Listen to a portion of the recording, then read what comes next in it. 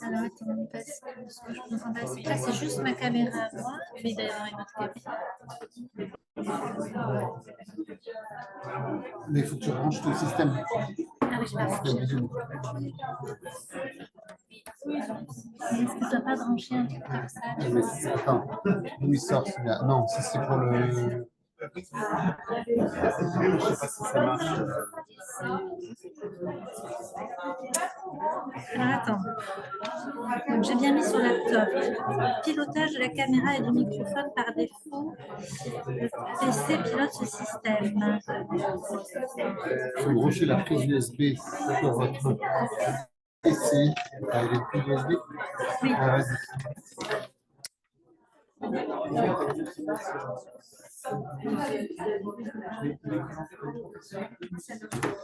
Alors.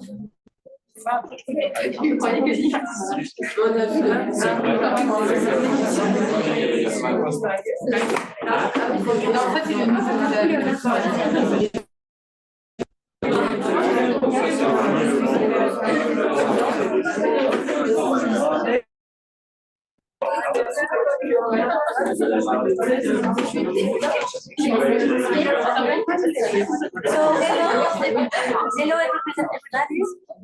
So before we start, we have to make the call. So, Victoire. Émilie. Ok. Raphaël. Barbier. Ok. Rania. Ça. Yes. Léo. Oui. Léonard.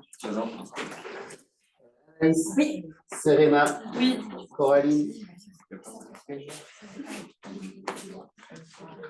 Pas Coraline, du coup. Léa. Oui. Guillaume. Oui. Jade. Jade. Oh. Chloé. Oui. Lola. Oui. Lisa. Maëline. Oui. Elisa. Oui. Coralie Alcazar. Vincent. Benjamin. Solène. Oui. Déborah. Léa. Léa Ouli. Oui. Lucas. Oui. Dites oui parce que je lève pas la tête. Mélanie. Oui. Morjane. Oui. Fatima. Oui. Chloé. Oui. Jules. Il essaie de se mettre en visio. Il est en visio? Non, il essaie. On va checker. Iman. Oui. Pauline. Oui. Guillaume. Oui. Chloé. Oui. Colia. Oui. Nina.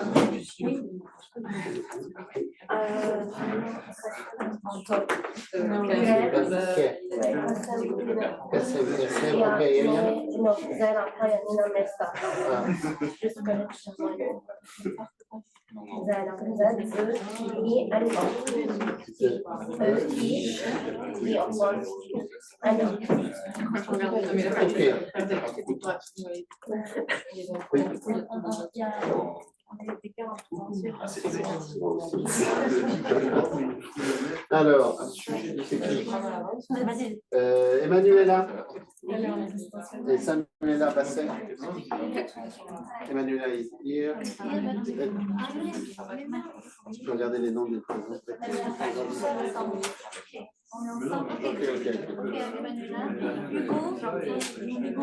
Hugo. Hugo Chaudet, c'est bon. Chourou, Yamina. Mala, M-A-H-L-A. Ok. Hélène Tabiran. C'est bon. Arrive à... Sophie Bruyère. Ok. Antoine Mann. Antoine. Casine. Ok. Ah, c'est ça. Janine. Catherine. Janine. Non, ça c'est nous, Janine. Non, c'est pas. C'est là. Et le stage, elle m'a dit que c'est ça. Donc, allez, pourquoi revenir?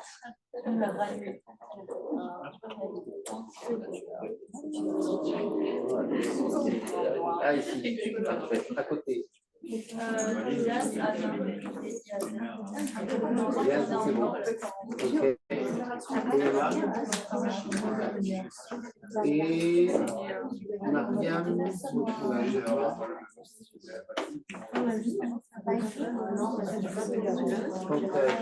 pas. Isabella, j'ai pas. Et il y avait le qui devait être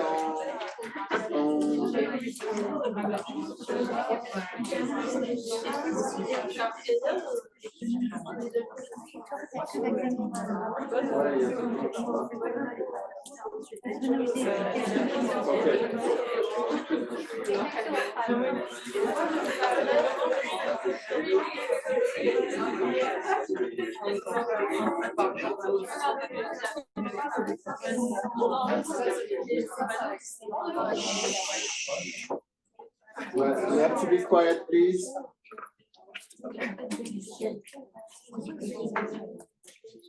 Could you hear us online? Is it okay for? Okay. Perfect.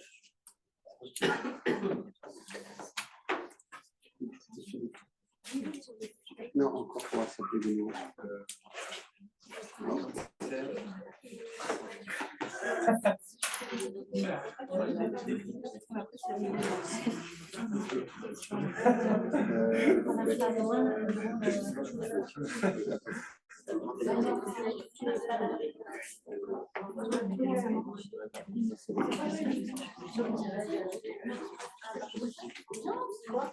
Oui, mais c'est souvent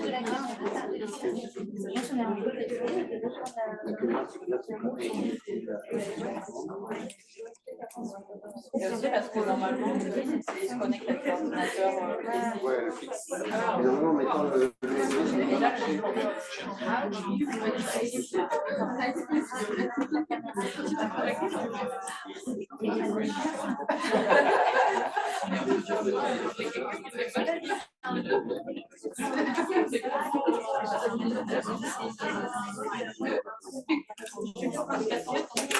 So we start now for this workshop on the radiotherapy and radiosensitization protocols, not having glioblastoma. We wanted to show you several preclinical and clinical trials and experiments about this topic because since 2005 there is no big progress on the topic since the addition of temozolomide, which is a chemotherapy, accumulating to chemotherapy plus radiotherapy. There was a small benefit for patients, but since then nothing really works except a new therapy, which is not a drug. Actually, it's a device. It's TT fields for tumor treating fields, and this is actually the best progress in the field. So since the beginning of this workshop, we started with EGFR inhibitors, integrin inhibitors, VEGF inhibitors, all failed in phase 3 trial. But now we have this new trial combining TT field plus chemo radiotherapy, and maybe it's interesting. So we will start with which one? Who want to start?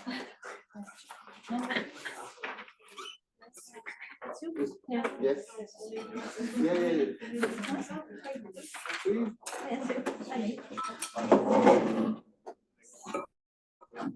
It's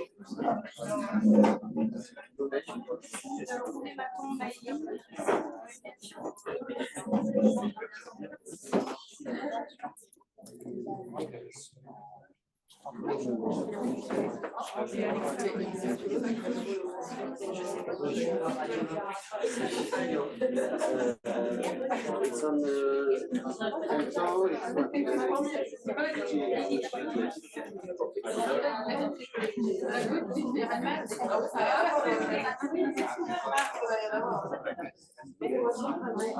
C'est des rayons dans les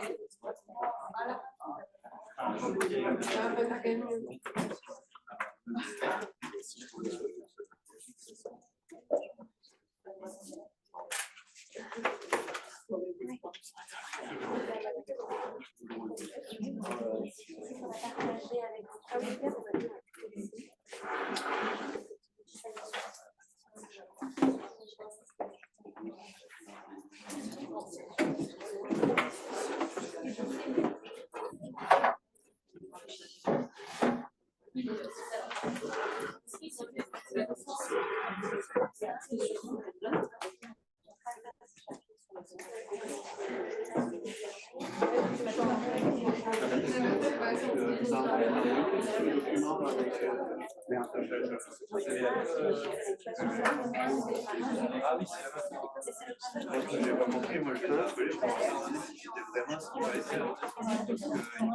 c'était vraiment ce qu'il fallait faire.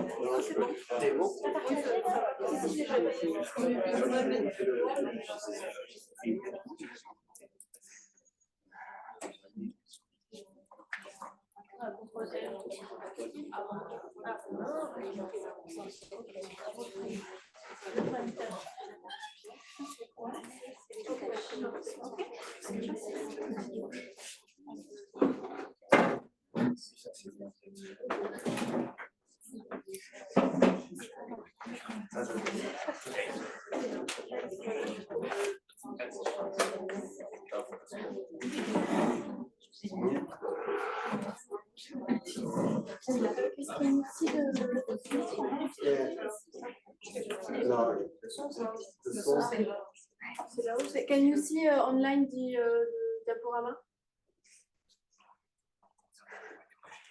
Can you speak?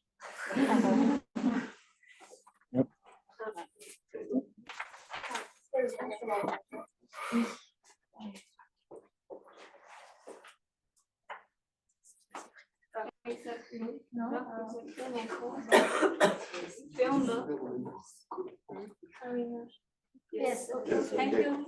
Can someone speak? No, can someone speak online? Yes, for seeing the slides. Thank you. Oh, Okay, very thank good. you.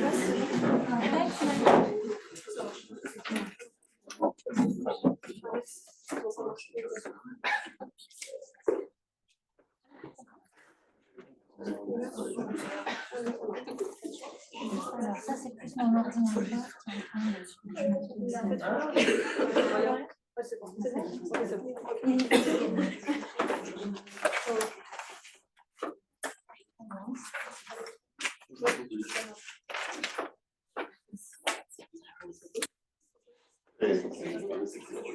So, hello everyone. We are going to talk about an anti-angiogenic strategies in glioblastoma.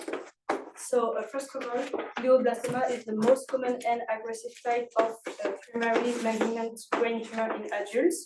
It accounts for nearly 30% of all primary central nervous system cancer, with an average annual incidence of 3.22 per 100,000 people, and with survival rates of only 12 to 15 months following the diagnosis, and less than 3 to 5% of patients living beyond 5 years. So glioblastoma is one of most vascular malignant tumors. The angiogenesis, which is the formation of the new blood vessels, enables tumors to overcome constraints in the nutrient and oxygen supply. And in glioblastoma, blood vessels. Sorry, what did you say?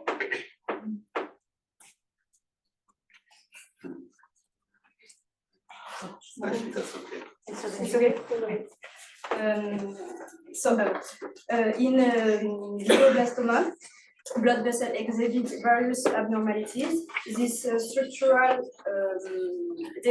defects contribute to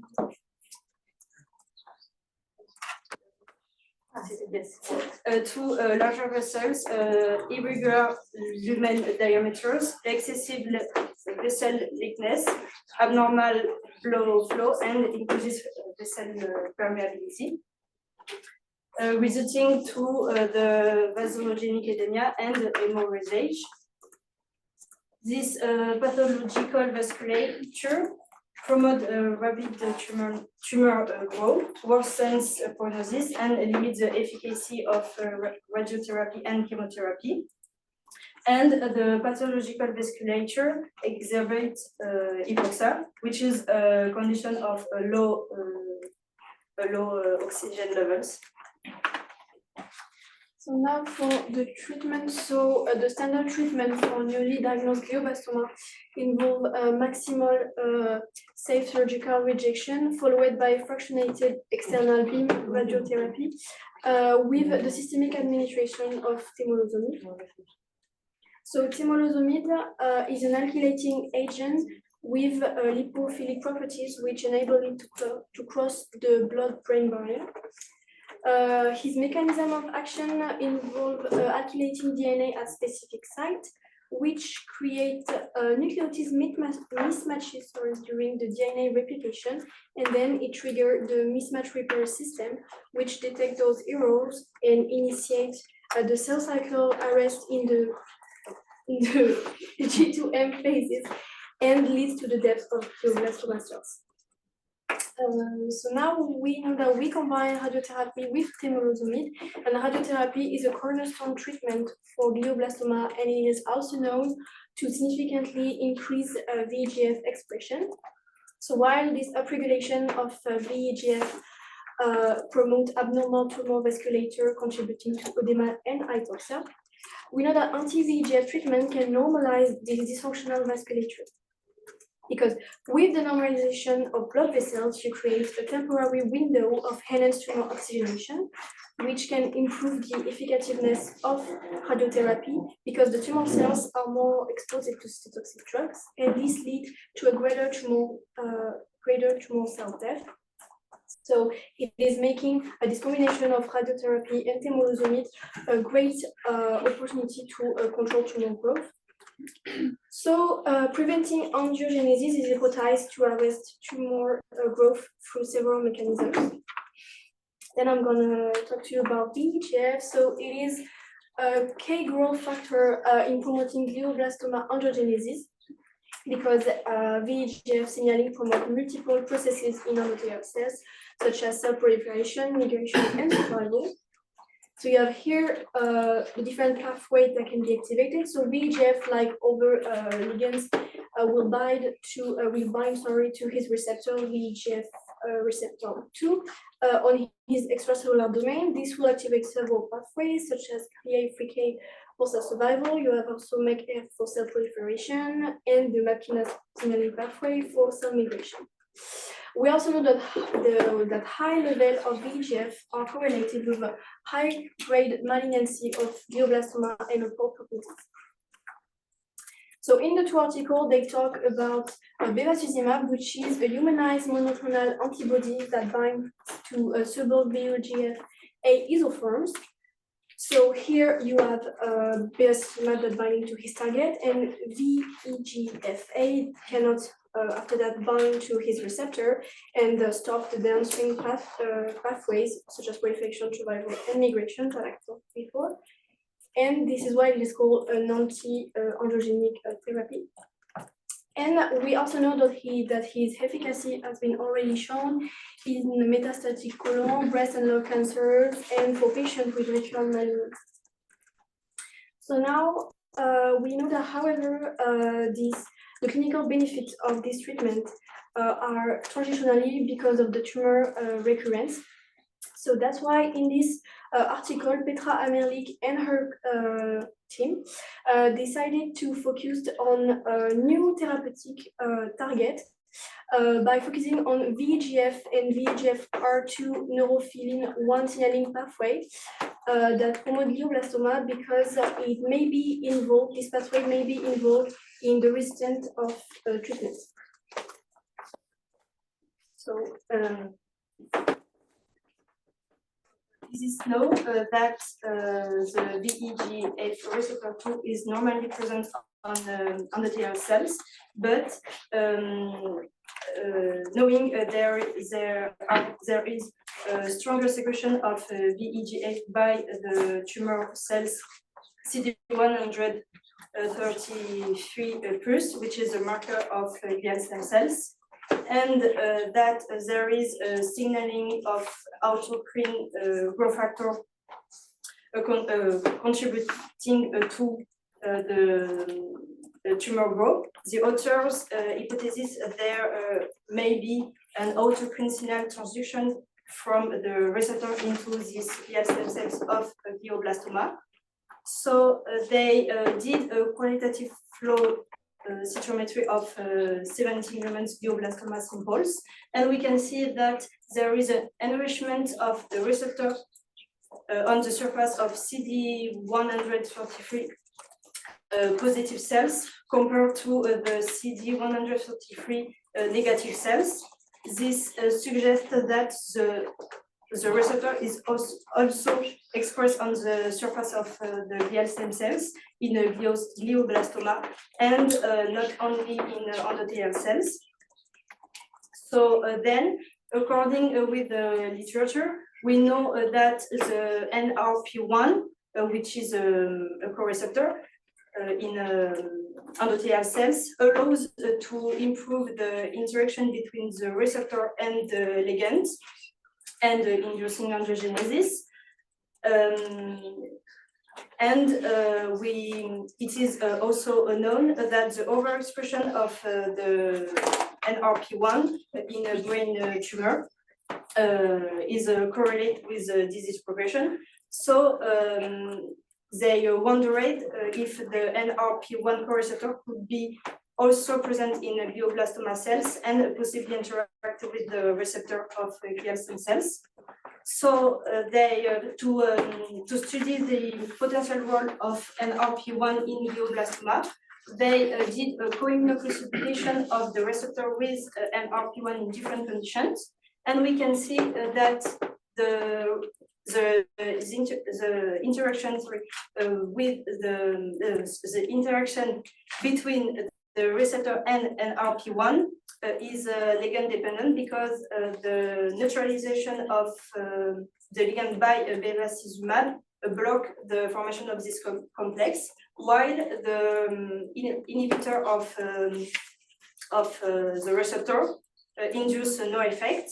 And we can also observe that the addition of the ligand improve the autophosphorylation of the receptor, and we can see here that the inactivation of NRP1 by shRNA decreases the level VEGF2 proteins.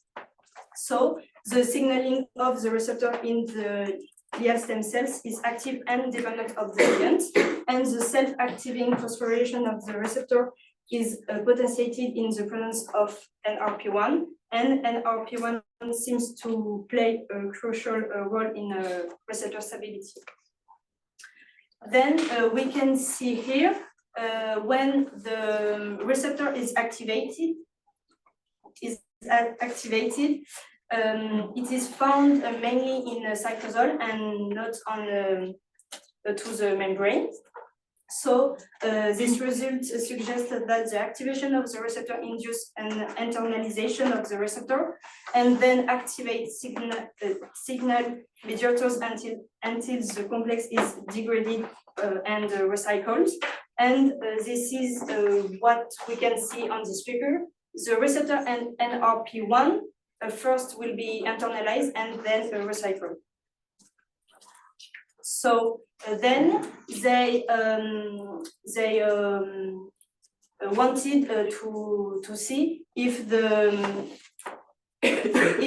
presence of the receptor on the surface of glial stem cells could improve their self-renewal and capacity and viability. So to do this, they did a cell sorting between the cells with the receptor and the cells without the receptor. And we can see that on this figure, the cells with the receptor have a greater self-renewal than the cells without the receptor, and the better viability, and also a significantly higher of the secretion of the ligand. So the expression of the receptor is responsible for improving self-renewal, the secretion of the ligand, and the viability of human glial stem cells in glioblastoma. Then they wanted to know if the abrogation of this pathway could compromise survival of glioblastoma cells and tumor regenesis in vivo. So to do this, they injected the glioblastoma cells with a lentivirus particle expressing shRNA directing against the receptor or an untargeted shRNA, and then they implanted them into the brain of the mice, and we can see here that the mice with this shRNA were still alive before 90 days compared to the mice in the control group. And we can see here with the other shRNA, we have intermediate phenotype. So this result suggests that the inactivation of the receptor resulting in a reduction of tumor formation and prolonged survival in mice, confirming the importance of this signaling pathway in glioblastoma cell stem survival.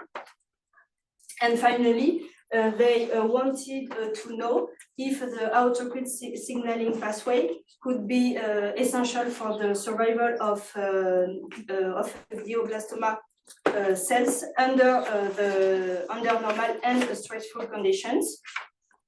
So they treated the cells with the inhibitor of the receptor alone or in a combination with ionizing radiation to mimic the genetic stress induced by the radiotherapy. And we can see that the treatment induces the apoptosis death of these cells, and this effect is potentiated with the ionizing radiation. However, the combination of the bevacizumab and ionizing radiation doesn't significantly increase the apoptosis. So the inhibition of the receptor activity seems to be more effective than ligand inhibitions in inducing death of the cells in mice, and that this effect is potentiated in the presence of stress. And this is what we can see on the survival curve. The targeting the survival in mice compared to ligand targeting. So to conclude, glial stem cells of glioblastoma use autocrine signaling pathway, which allow them to survival, proliferate, and form tumor through continued secretion of the ligands and escape some current form of therapy.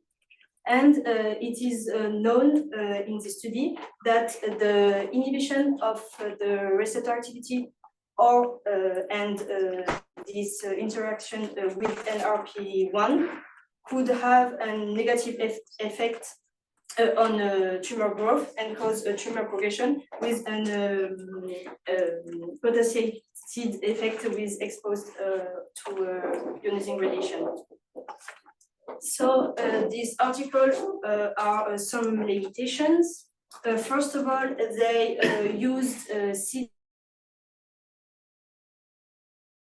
CD133 marker to select us as very, very heterogeneous. It's difficult to use only a subset of markers. And there are another marker that have been identified as A2B5 and the CD15. Then there was no combination test of two treatments. However, combinatorial approaches are often required to treat glioblastoma in clinical. And finally, in the study, they focus only on this pathway, but there are multiple compensatory pathways involved in growth and resistance. And for the perspective, currently there are few clinical trials combining the receptor and the NRP1, but I found phase 2 clinical trials evaluating the efficacy of multi-target inhibitors targeting different receptors administered either alone or in a combination with bevacizumab. And at the moment, the result seems good for efficacy and safety in the treatment of high-grade glioma. Okay, thank you. Maybe we will ask you some questions about this part. Okay. Do you have any questions? It was a nice presentation, but also, so you now we will take the negative and the positive aspects of this article. Could you give us the positive aspects of this article? The positive, it's because they found another target in glioblastoma, such as NRP1, and not only the ligands. And all the study is done on glioblastoma stem cell. They shows this cell type. It's positive, or maybe they could use some cell lines. Yeah, they could use other cell lines because the tumor is very heterogeneous. Yes, but okay, maybe the answer. Is it better to use GSCs, glioblastoma stem cell, or conventional GBM cell lines? I think it's better to use GSC, Yes. because this is these cells who have receptor and induces intracellular pathways. yes, but conventional glioblastoma cell line have also VEGF receptor, and also. So, in terms of perspectives, to treat glioblastoma patients, maybe I think Elisabeth Mouillat say that. Yes, it's better to use stem cell. I would say that because this is the, I guess it's the most hardest cell to That's the reason. to treat, yes. Yeah, they are very resistant to chemo and radiotherapy. So that's better to use these cells to try to improve the therapy, actually, because we think that this GSC subpopulation, which is actually really heterogeneous, is responsible for the relapse, actually. So they did an interesting choice to select this population, but you said the limitation is only on CD133, which is not the best one, the best marker to characterize GSC. Actually, there are no markers.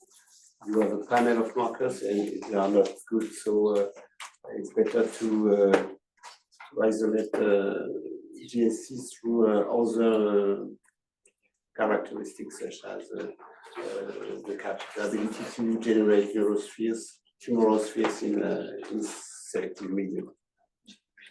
So that's positive aspect, but there is a limitation with the marker they select.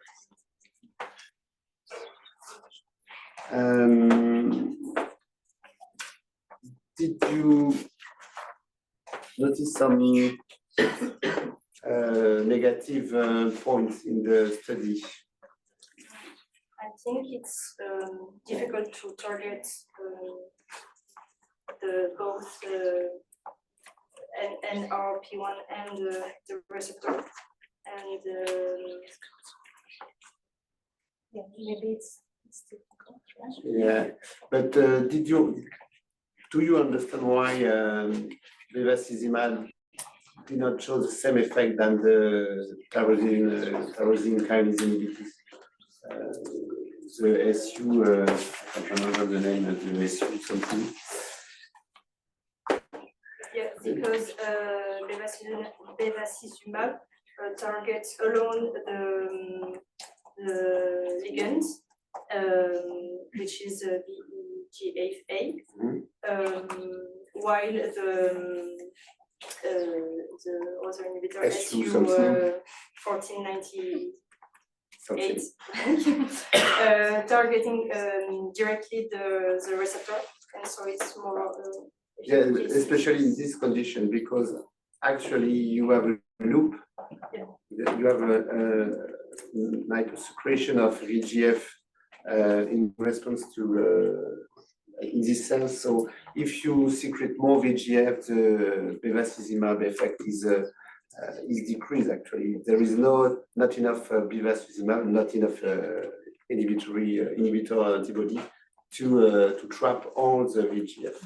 So maybe it's an explanation for the smaller effect of the bevacizumab compared to the SU something, which is a tyrosine kinase inhibitor. Other point, negative. Negative points, maybe.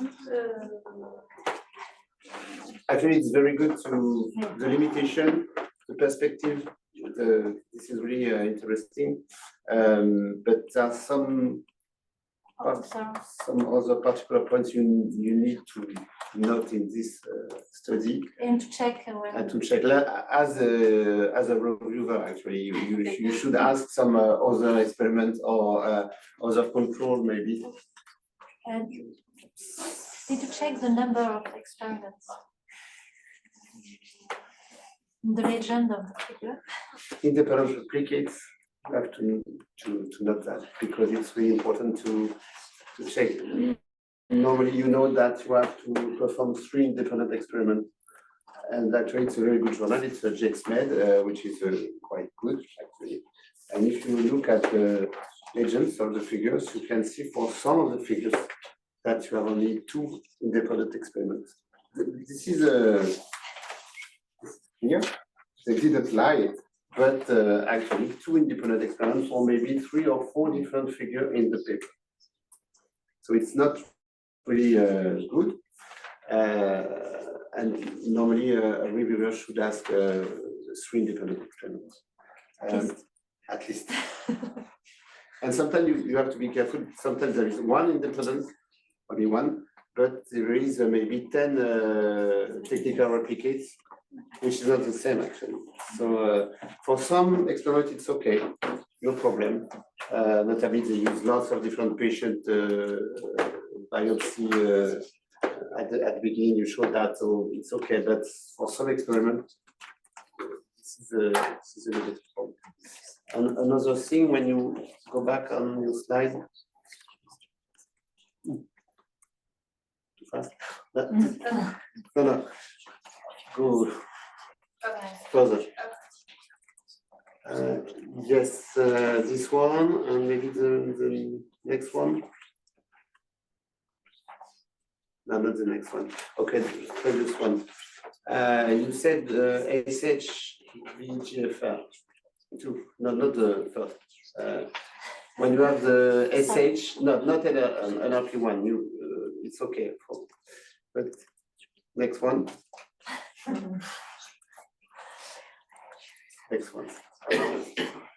This one, perfect. There is a missing control here. Did you notice that?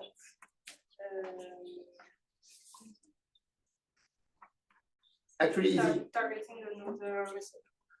no, that's okay. They could do that, but they use two different shRNA. You think what is the reason of this? Difference? The two different shRNA against VGFR. They did the same thing for the NRP1. To have efficacy. Yes, it's about specificity because some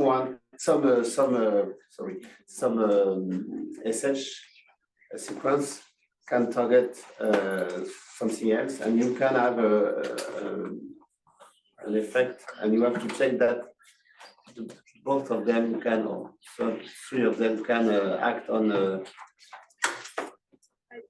Okay, that's interesting. Yamina is okay. It's a good answer. This is about yes, off-target effect. Here you have two different effects. Actually, you have one middle and what should Explain. yeah, but what's the problem actually? They have two different effects. They have a 100% effect with the number 2 and no effect at all. Half effect before the first one. Can explain this. And it was not done on. Yes, that's the reason why I want them to. Because for this one, some cells can escape of the inactivation of the shRNA and can allow the re-expression of the receptor. But how can you check that? This is missing here. Maybe like the sequence they use on the shRNA does not fully bind to the sequence. Okay, but what should they? And the What consequences of what you if there is a partial effect on the shRNA on the inhibition of the target? Yeah. What the experiment they should do? They have to do. They change the No, but if you have already shRNA, how do you check if it works or not? Not to see, oh yeah, to see if you have a decrease of the receptor. That's what is Yes. missing here. Yes, it's missing Okay. by Western blot or. Oh yes, okay. They didn't check the protein expression after inhibition. So maybe the SH1 is completely off target and you have an effect. And maybe the SH2 is on target with a half 50% inhibition, and it's okay. But they didn't check the expression of VGFR2. Okay. So they should check that because we do not know if it's due to off-target effect, if it's due to efficacy of the SH. So this is really important. If they use shRNA or siRNA or whatever, CRISPR or whatever, you have to add a control of inhibition by cytometry, by Western blot, even a PCR maybe, but okay. And if you look at the figure 2, don't put it split on the presentation. This is immunofluorescence of cells. Okay, it's okay. You have to select. Yes. Okay, but in this figure, what is missing? Okay, it's immunofluorescence of cells. Okay, it's dark because it's okay. When you have some thing like that in a white paper, you need calcification. Okay. There is no calcification. They can put some one cells and okay. So you need calcification. Yeah. But actually, this paper is not too bad. Actually, there are lots of good stuff, but you have to really notice the different. But you did that a little bit with the limitation. And last question, maybe on this, about the perspective, you mentioned a new phase 2 clinical trial. Yes. Do you remember what they check about the efficacy of the treatment? What is the? To be honest, I Okay, it's a survival. It's a. Okay. Okay. Like next article. Okay. Okay. Any question? Is it clear for you?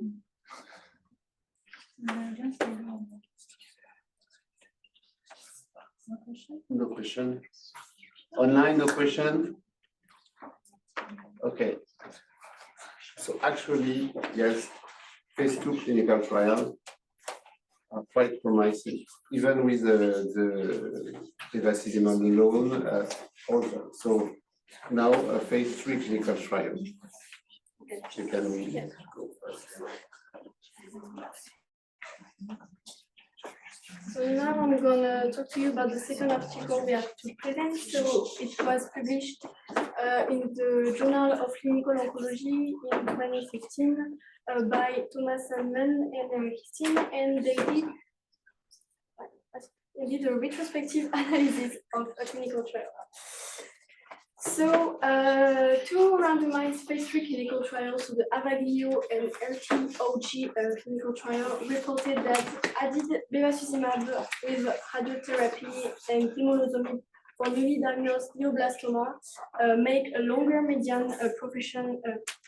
progression-free survival with bevacizumab versus placebo. But the two trials failed to show an overall survival benefit.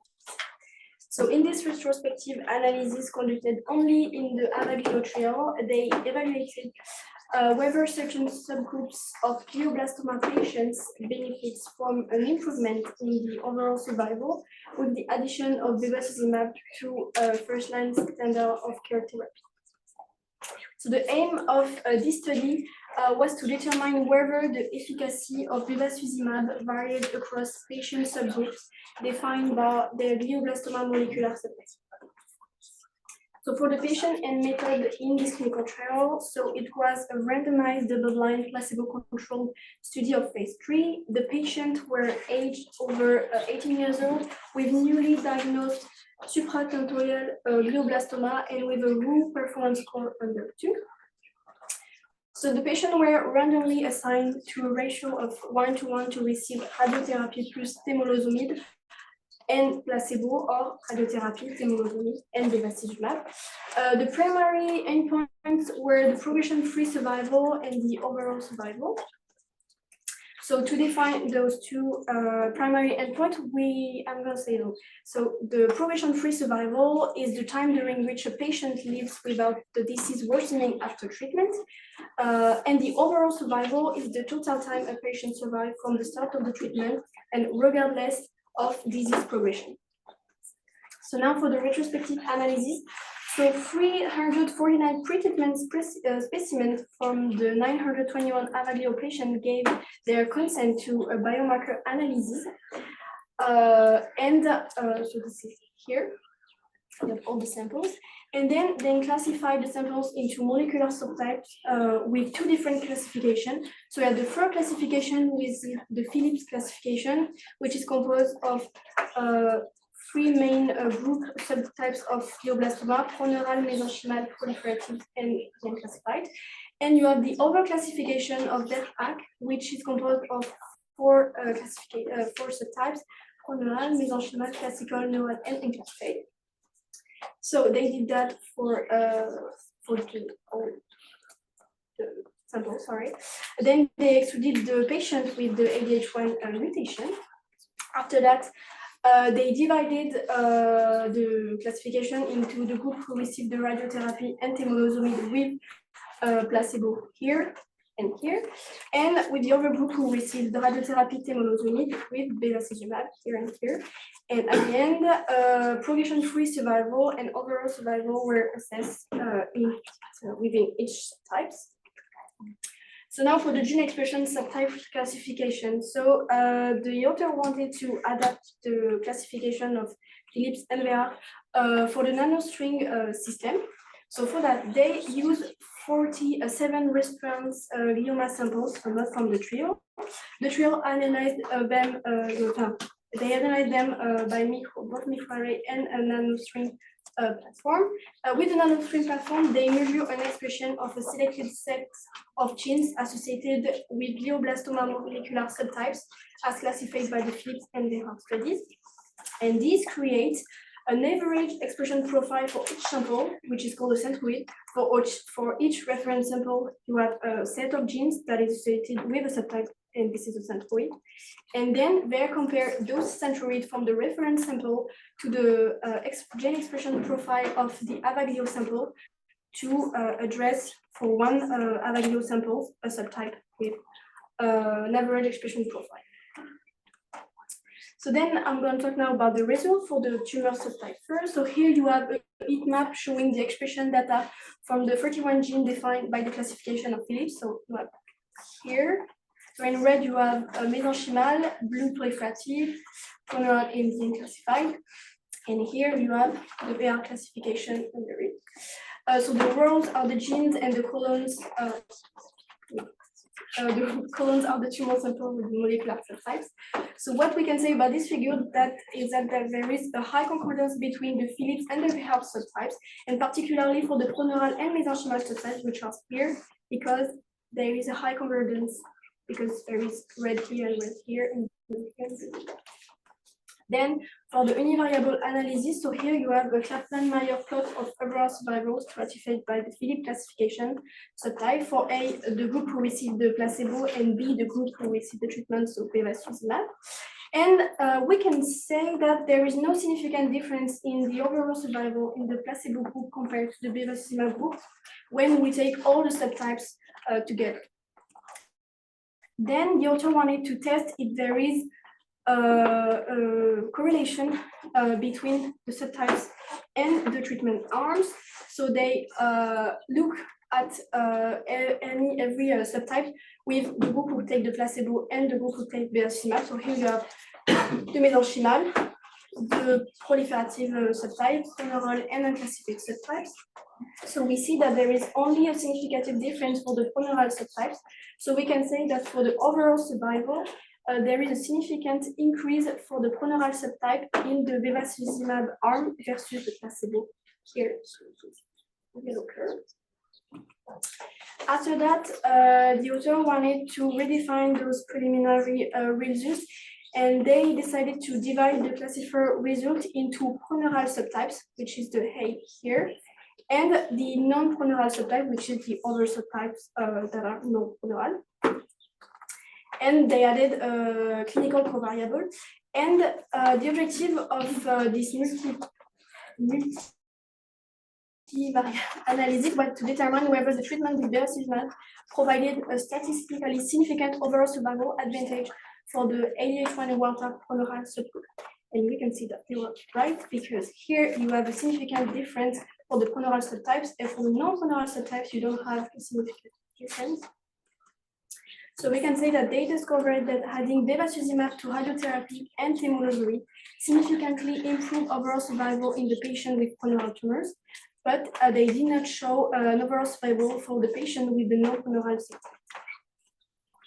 Then I'm going to conclude for this article. So the patient with ADH1 wild-type pulmonary glioblastoma have an overall survival benefit from the first-line bevacizumab treatment, and so the pulmonary glioblastoma can be a candidate predictive biomarker for bevacizumab efficacy in newly diagnosed glioblastoma. Now for the perspective.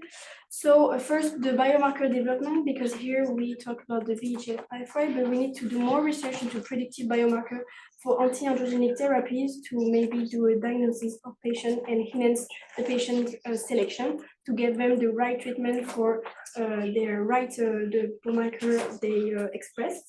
Then we need to identify a pulmonary subpopulation of patients that can have an overall survival benefit from adding bevacizumab, as I showed in this article. Then for the therapeutic combination, we know that we can combine bevacizumab with immunotherapy and targeted drug, and I found an article at a phase 2 study with when they combine pembrolizumab with bevacizumab for patients with secondary glioblastoma, but unfortunately this phase had not success and did not do anything for patients, but we need to do more combined therapy with bevacizumab. Then for the research priorities, it's important to do more randomized trial and focus on clinical trial on glioblastoma subtypes, because in this article, we said that there is a difference in overall survival, but I found another study, which was the Glorious Project in 2015, and they replicate the finding in the Avaglio trial in an independent trial cohort, but they did not show any association with overall survival, which was shown in this article. We also need to addressing mechanism of resistance to bevacizumab and deeply understanding androgenesis escape pathways. And then for the quality of life, we need to evaluate how bevacizumab can have an impact on the clinical benefit for the patients. Okay, so now for the take-home message for this 2 articles. So the VEGF receptor 2 and RP1 axis is known for survival and progression of tumor stem cells in glioblastoma, and we know that his direct inhibition is more effective than blocking VEGF alone, that was done with bevacizumab in the article Maïline talked about. For the therapeutic benefit of bevacizumab, they are limited and appears to be dependent on the molecular subtypes of the tumor. So here it is better with people who have a proneural subtype. And it's important to underlining the importance of the molecular profiling for doing personalized treatment and maximize the effectiveness for patients. And then we know that we can do combinatorial approaches to overcome resistance and improve the overall patient survival. And this is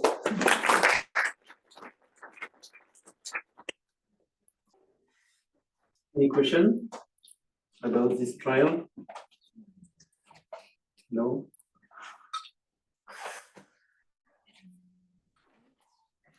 Fine, no question? Okay.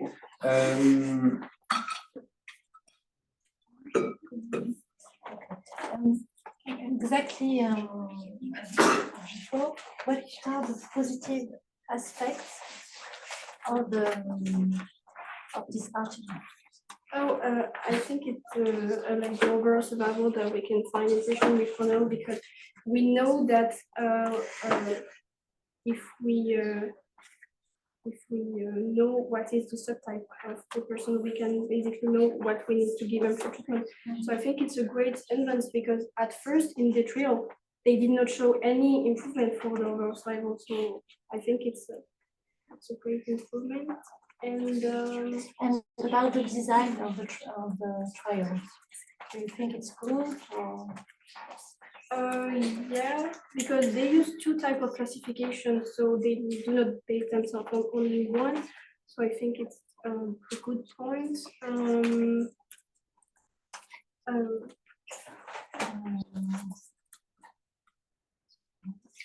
Trial itself, Actually, you said that it's a retrospective trial, Yeah. it's after, so they didn't design the trial, actually, Yeah.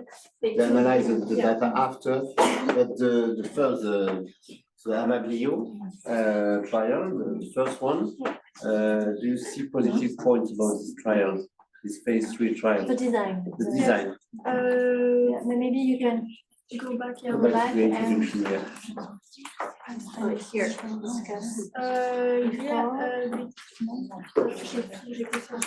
Yeah, maybe. Yes, no, Out here? yes, Yeah, because the double blind is good because patients don't know if they take the treatment and the physicists don't know either. Placebo control is. and about it's important to read if it's multicentric or international. I guess it's multicentric. Yes. Yeah, it's important to have this information, to give Oh, this yeah, information, because randomized is good, double blind is very good, triple blind is possible. Placebo control study is good too, and multicentric or international. Yes. It's good too. And why it's good to have a multicentric and international trial? Because maybe International, yeah, for the geographic region, like maybe you would not have the same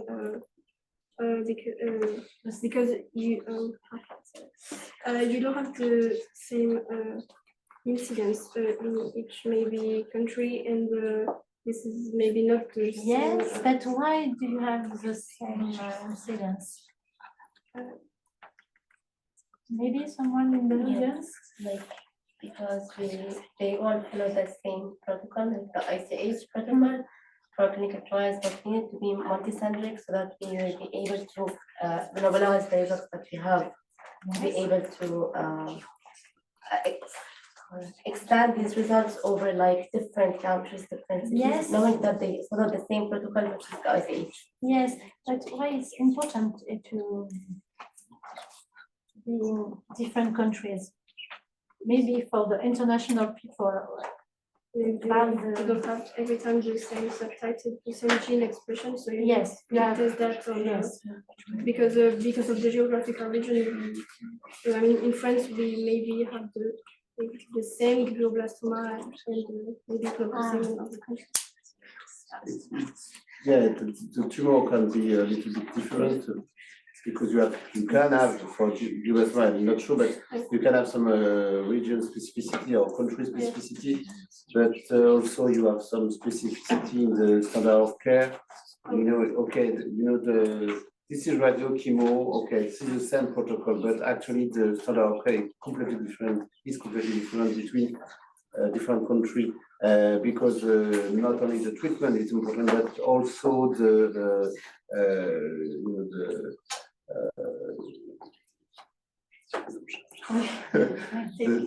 standard of care, but the global standard of care, not only the treatment itself, actually. It's important, maybe in the chat. Between patients, interoperability between patients, yeah, you said that. I think also it's important to have the duration of the clinical trial, like patients were told, for example, 2 or 3 years, so how much the study was conducted over the duration, which is, I think, what is written here. So it's important to say if it's multi-center and international, and it's important to avoid Yes. Yes, of disastrous people. Okay, if you do trial in multi-center. Sometimes you have some faults. Actually, even in trial, sometimes it's totally double blind. Sometimes you can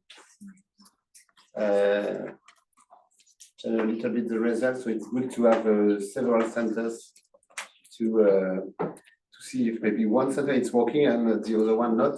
but you say maybe there is a specificity, maybe there is a problem also. So So it's important to notice multi-center and international. just something can you go further? Okay, next one. Okay, you said that there is a benefit to treat proneural glioblastoma with bevacizumab compared to placebo, because you increase the overall survival from 13 to 17 months. But actually, what is the message here? What is the most important thing? Yeah, actually, if you see the overall survival for bevacizumab treated proneural group compared to the mesenchymal group treated with bevacizumab, is it different? A bit, but not It's, that. it's 17 and 17. Yes. The same. It's 17 months. Actually, what the difference, the only difference between the group is not with bevacizumab, is without bevacizumab. You can see that actually the proneural group in this study, maybe not in some other study, but the proneural group is more actually aggressive, or maybe not aggressive, but more resistant to the conventional treatment, with only 2.8 months compared to 17 of the other groups. So this is actually the thing that you have to notice, because yes, actually when you add bevacizumab, you manage to have the same overall survival than the other.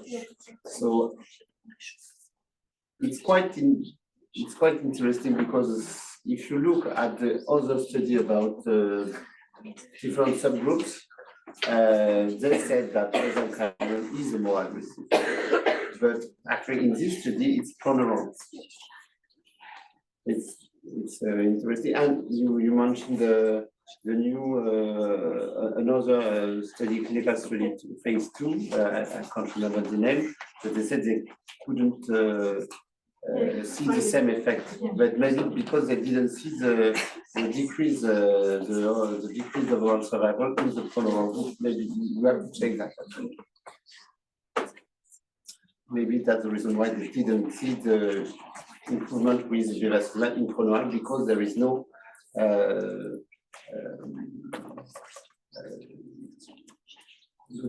difference in normal, conventional treatment. Okay, and another point, actually the classification, it's from 2015, the trial. Actually, do you know if there is some other classification for glioblastoma? You check this? But it's true for glioblastoma for the tumors, actually, because it's only based on transcriptomic analysis. And do you know if there is some other way to classify, or to maybe improve the classification? Like having more information about genes with patients who have glioblastoma.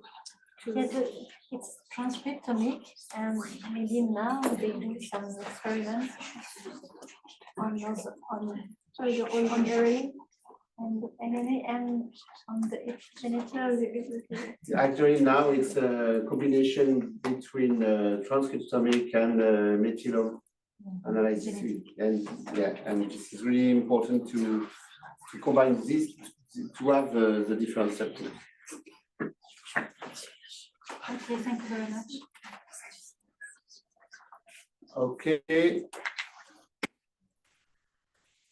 Next one. Okay. Yeah.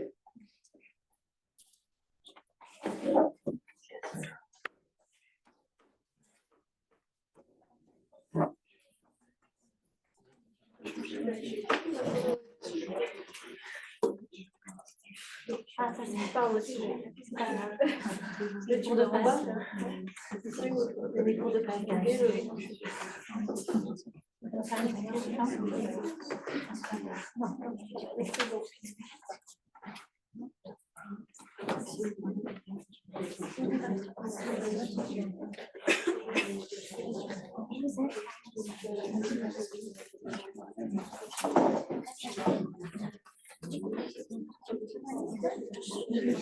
Mariam qui est arrivée.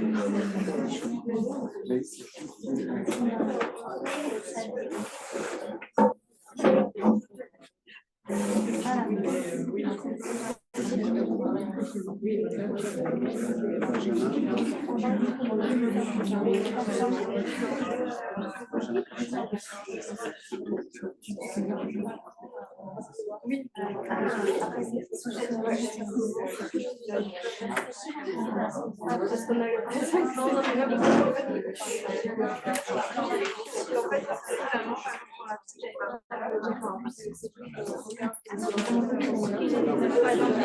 les contrôles qui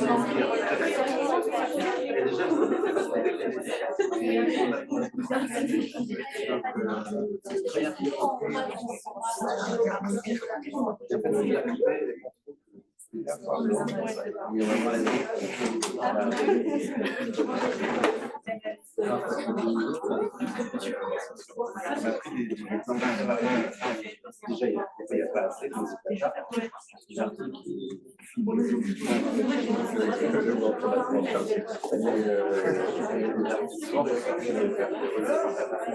Vous avez l'ordinateur,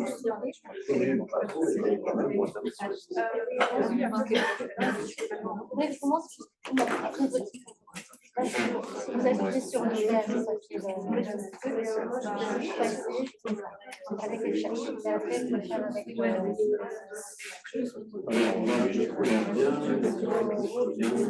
regarder ailleurs.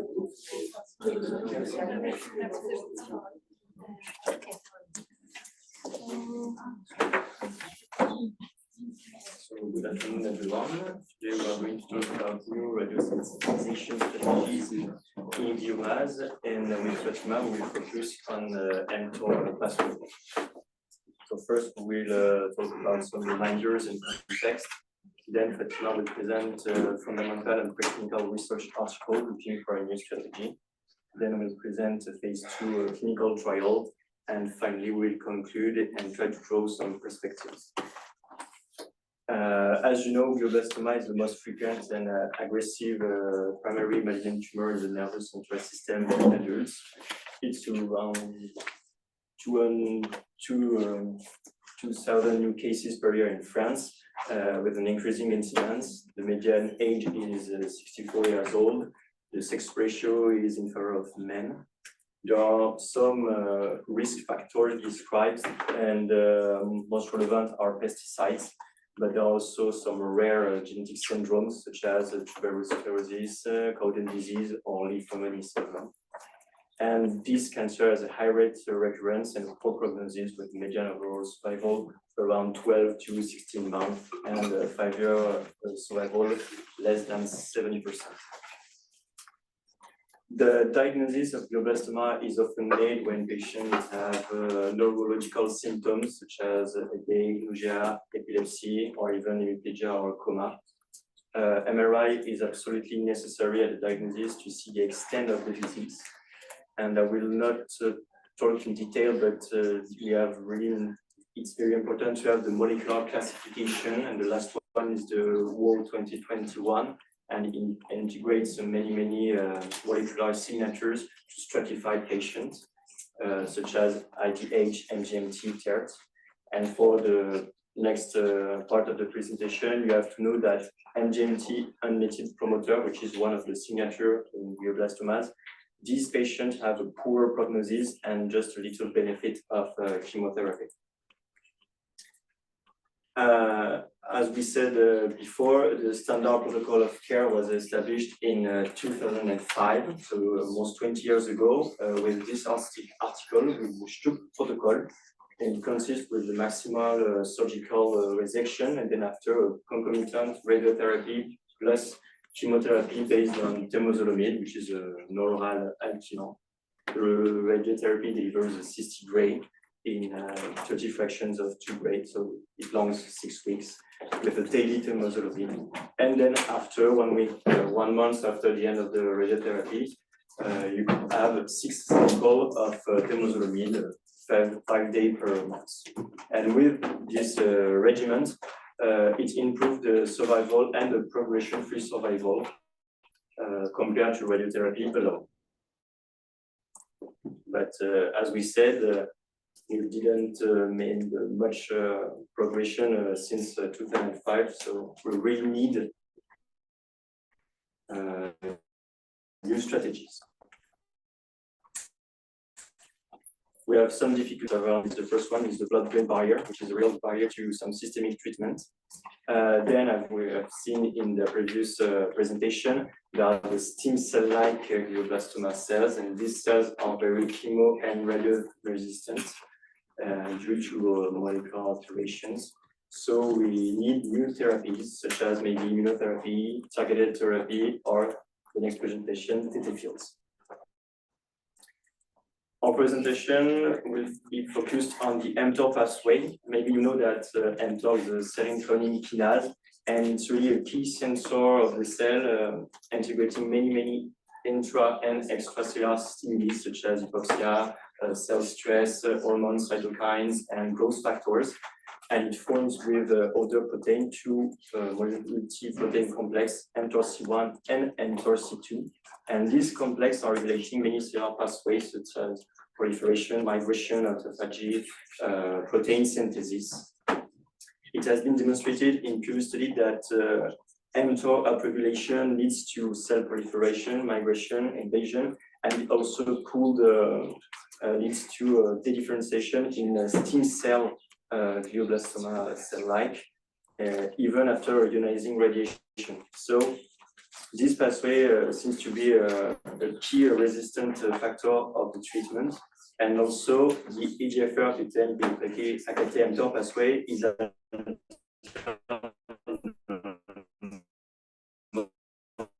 90% of glioblastomas. So it seems to be very interesting pathway. Moreover, mTOR is really downstream of the pathway.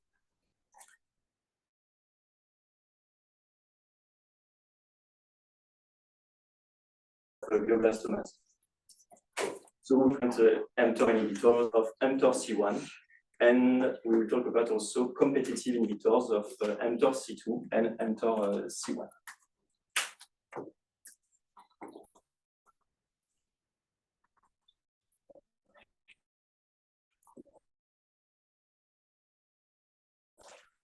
So the first paper we're gonna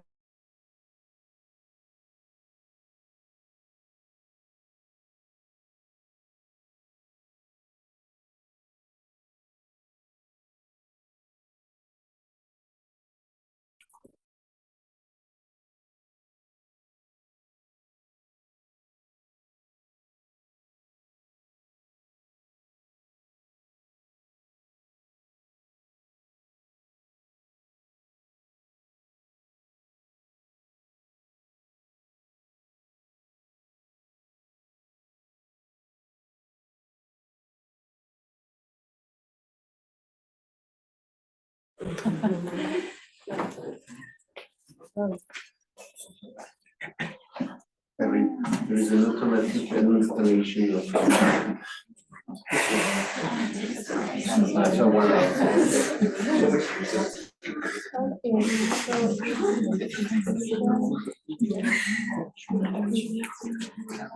sorry.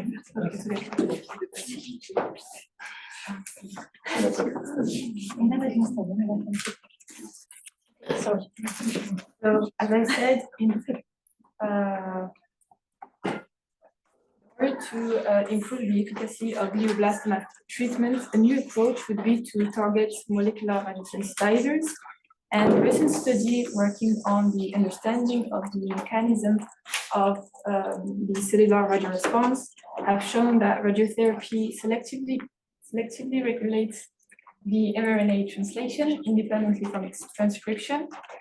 So as the translational gene expression control, the control of the gene expression is a component to the radio response, the authors studied the role of the eukaryotic initiation factor 4E that plays a role in the translation cap dependence. And since they show that targeting EIF4E provide a tumor selective radiosensitization, they then studied the effects of a crucial regulator of EIF4E, which is mTOR. And mTOR plays a critical role in mRNA translation and protein synthesis in response to a variety of environmental signals.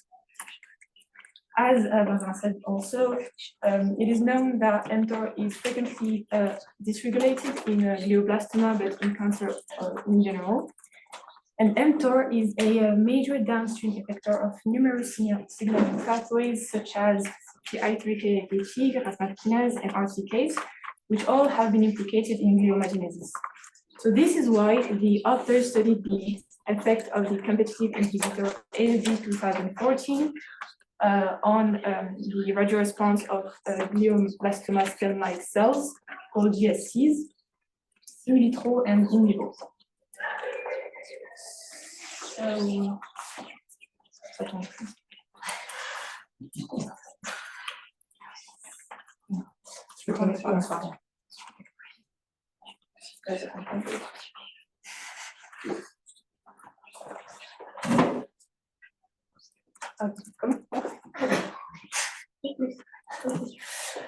So in order to determine the effect of the AZD on the radiosensitivity of GSCs, the authors used a different cell line. The first one is a GBMG1 cell, which carries the CD133 marker and has the in vitro stem cell characteristic of continuous self-renewal, expressing stem cell genes, and the capacity to differentiate along glial and neuronal pathways. They also use different other cell lines to compare any result they had with the GBMG1 cell. So at first, they wanted to test if the AZD 2014 do inhibit the mTOR kinase activity. So as Benjamin said, mTORC1 and mTORC2, and the major substrate of mTORC1 are 4EBP1 and S6K, and the substrate of mTORC2 is AKT. So to determine the kinase activity, they looked at the phosphorylated state of the substrate of each complex. And so we can see here that when we compare the control condition to the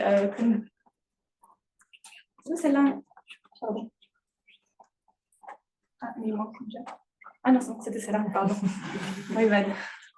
So what I should was the right one, but not the good guy. So yeah, when we compare the control condition with the condition following the addition of AZD 2014, we can see here that the phosphorylated state of the substrate is significantly less important compared to the control condition for S6K, for EBP1, and AKT here. And the results are more important when the cells are treated with 2 micromolar of AZD, and we can see the results from 1 hour and extended up to 24 hours.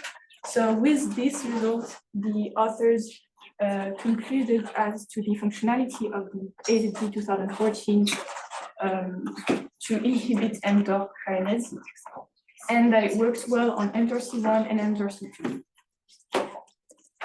Then they wanted to test the impact of radiation on the mTOR kinase activity on this cell line. So they treated the cells, they exposed the cells to irradiation irradiation, so with 2 gray, and then they did an immunoblotting analysis, and we can see here that when we look at the phosphorylated state of the substrate, we have no difference. So it means that the irradiation by itself do not impact the mTOR activity. So in the first figure I showed you, they validated the action of AZD on the mTOR activity. But what we want to know is if AZD has an impact on radiosensitization. This is what they did here. They studied the radiosensitization of the cells. And to do this, they did a clonogenic assay. And so they took GSCs, so they took GMBG1 neurospheres, they isolated them into single cells, treated them or not with the inhibitor, and then irradiated the cells 1 hour after the treatment. And we can see here in the 8th panel that the cells that were treated with AZD we can see it through the surviving fraction, are more sensitive to the irradiation because we have 10% of surviving cell after the treatment plus irradiation compared to the control. They also said that with this figure, they concluded that the AZD works by the radiosensitization of the cells and not by inhibiting the kinase, because when they added the inhibitor alone, they had 72% of surviving cells. So it works by the radiosensitization of the cells. So then they wanted to ensure that the result they had was not specific to the GBMG1 cell. So they did the same experiment on NSC23, GBAM1, and cells that were not isolated by the CD133 marker, but by the PD15 marker. And all the results of the experiments led to the same result, confirming the enhancement of the radiosensitivity after the treatment with AZD 2014 and then irradiation. Then they wanted to know if the protocol they did was the most appropriate one. So they did basically the same experiment and studied the surviving fraction. But what they did is they added the treatment before or after irradiation at different times.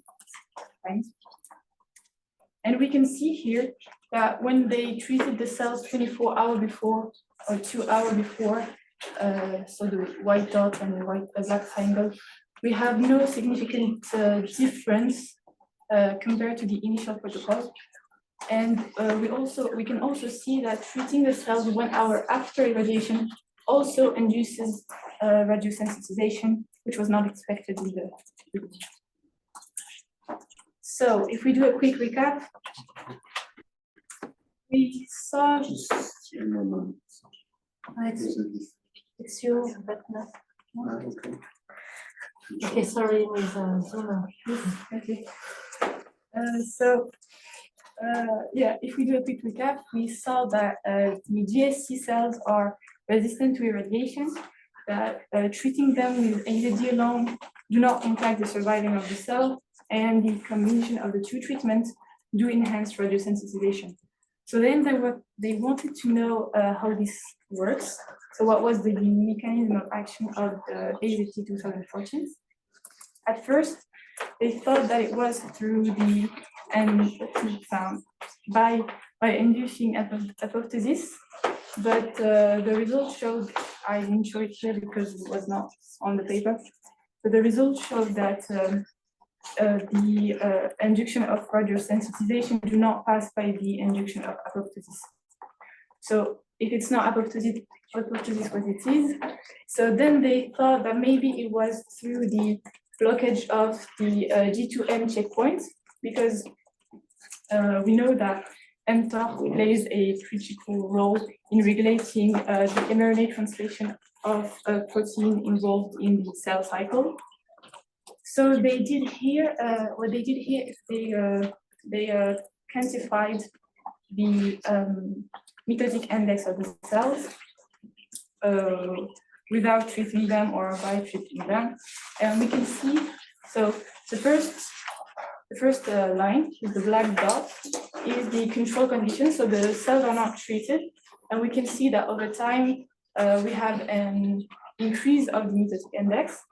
When we look at the irradiation curve here, we see that there's a delay on the increase of the mitotic index.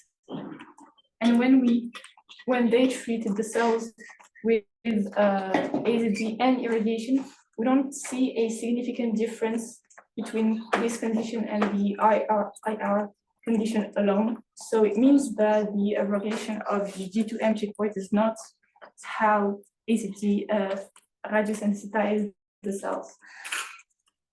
So then another explanation they wanted to explore was the response to DNA damage induced by radiation and leading to cell death. So we're looking here at the repair of the DNA damage, and they looked at the gamma H2X focis, the presence of gamma H2X focis when the cells are treated with AZD 2014, and we can. So yeah, they treated the cells with AZD, then irradiated them 1 hour after, and then throughout 24 hours, they quantified the gamma H2X focis. And we can see here that for the cells that are treated with AZD, which is the black bar, we can see that the number of remaining gamma H2X focis are significantly more important compared to the control condition. So it means that AZD-induced radiosensitization involve the inhibition of the repair of the DNA breakage. So now they confirm that AZD works on the radiosensitization, and they understood how it works. Then they wanted to know if the result they had in vitro can be transposable to in vivo models. So they used orthotopic xenograft model with nude mice, and they used the GBM1 cells. And like they did in vitro, they analyzed first the inhibitory function of AZD on the mTOR kinase. So again, they used the same readout, which was 4-ABP1 phosphorylated and AKT phosphorylated. And we can see here that in the condition treated with AZD, we have less 4-ABP1 phosphorylated. It's supposed to be green here, and there's no green. So it means that AZD 2014 can reach the cancer cell by crossing the blood-brain barrier and inhibit the mTOR kinase. And then finally, they wanted to see if AZD also have this impact on radiosensitization. So they used GBMG1 cells that express the beta-luciferase to do imaging. And after the tumor cell transplant, the mice were separated into 4 groups: vehicle, the 2 treatments alone, and the combination of the 2 alone. And they looked at the survival of the mice. And we can see that when the mice are treated with AZD alone, we have no impact on the survival of the mouse. And when we treat with the dual treatment, so the black line, we can see a significant difference in the survival of the mice compared to the control condition and also compared to the irradiation condition, which means that in vivo 2, we have an enhancement of radiosensitivity of the GBMG1 cell in the graph model. So this study showed that AZD can penetrate the blood-brain barrier and inhibit mTORC1 and mTORC2. We also saw that the combination of AZD and irradiation significantly prolonged the survival of the mice that was bearing the tumor. So these data presented here suggest that this competitive inhibitor may be an effective radiosensitizing agent applicable to glioblastoma therapy. Thank you. So maybe we can say the positive and the negative aspects of this paper. So the positive aspects are that they use different cell line. They use different models, so from the cells to the mouse. And that's it. for the positive. And negative, so I looked at the number of experiments. For the Western blot, they only did 2. And we don't have the quantification too. Yeah. Okay. And that's it. Also was a negative point, but actually for the Western blot, they did 2 independent experiments and they use only 1 cell line. So after that they use 3 cell line, but not for the Western blot. And maybe first, figure 1. So they used different dose of AZD, and you see a real dose effect of the of this compound. Not much. I don't think there's a. Well, we can see here. Here we can see. But there is no. So we don't know. No, we don't know. I don't think there's something. So this is the first point when if you are in the lab, you have to show the dose effect of your compound. Okay, and about the dose they used for molar, do you know the IC50 of this compound? Do you know the IC50? It's the dose where we have response. Yeah. I don't know the IC50. Yeah. The IC50 I checked is 2.9 nanomolar. Okay, so what do you think of the dose they use? It's not really representative. Yes, and So what was the consequence? Well, we have a higher response because it's a higher concentration. yes, Yes, but when you use because it's 2 and it's almost 1,000 more. more. So what are the main consequences? Okay, the effect may be better, but actually if you use huge concentration of We can give it to a human, maybe? no. What are the problems? When we use You use 4 micromolar instead of 4 nanomolar to inhibit. Okay, you inhibit the target, but yes, yeah, you have lots of off-target phenomena. So okay, there is an inhibition of the target, but this is a perfect thing to show that there is something about the mTOR pathway, but maybe there is some inhibition of the MAP kinase, I don't know, EGFR pathway, or lots of other. So you are ready to check that. When the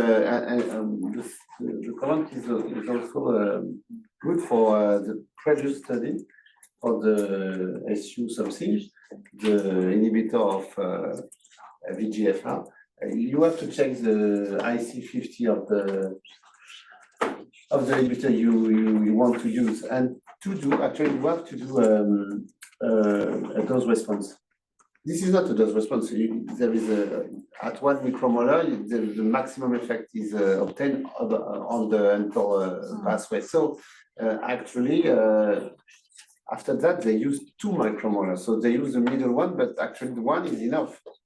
So what you want to do is to minimize the off-target effect in order to increase the specificity and in order to minimize side effects in real treatment, in real trials. So less is more.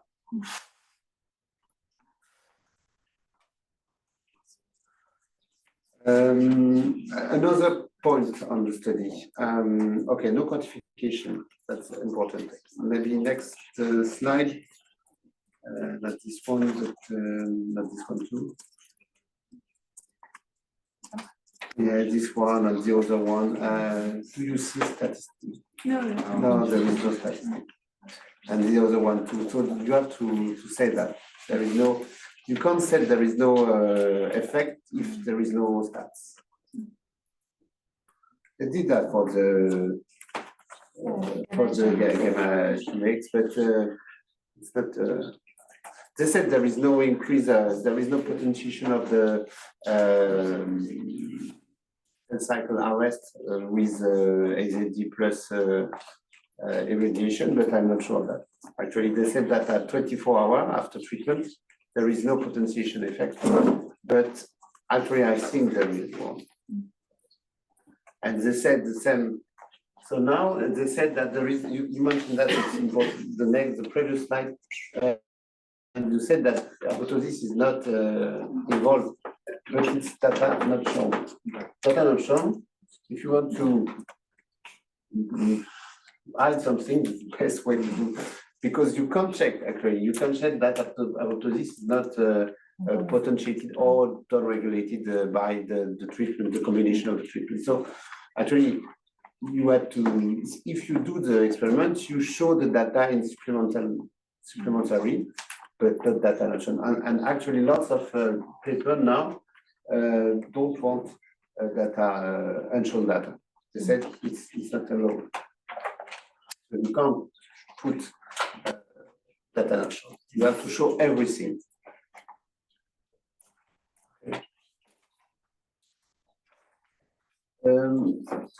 Another, just last question, another method to show not the repairability. Do you know some other methods to show the repairability of your cells? Or dioptry, because H2X is just, you know, the number of maybe we can look at the protein article which there. okay. Here. But functional assay actually.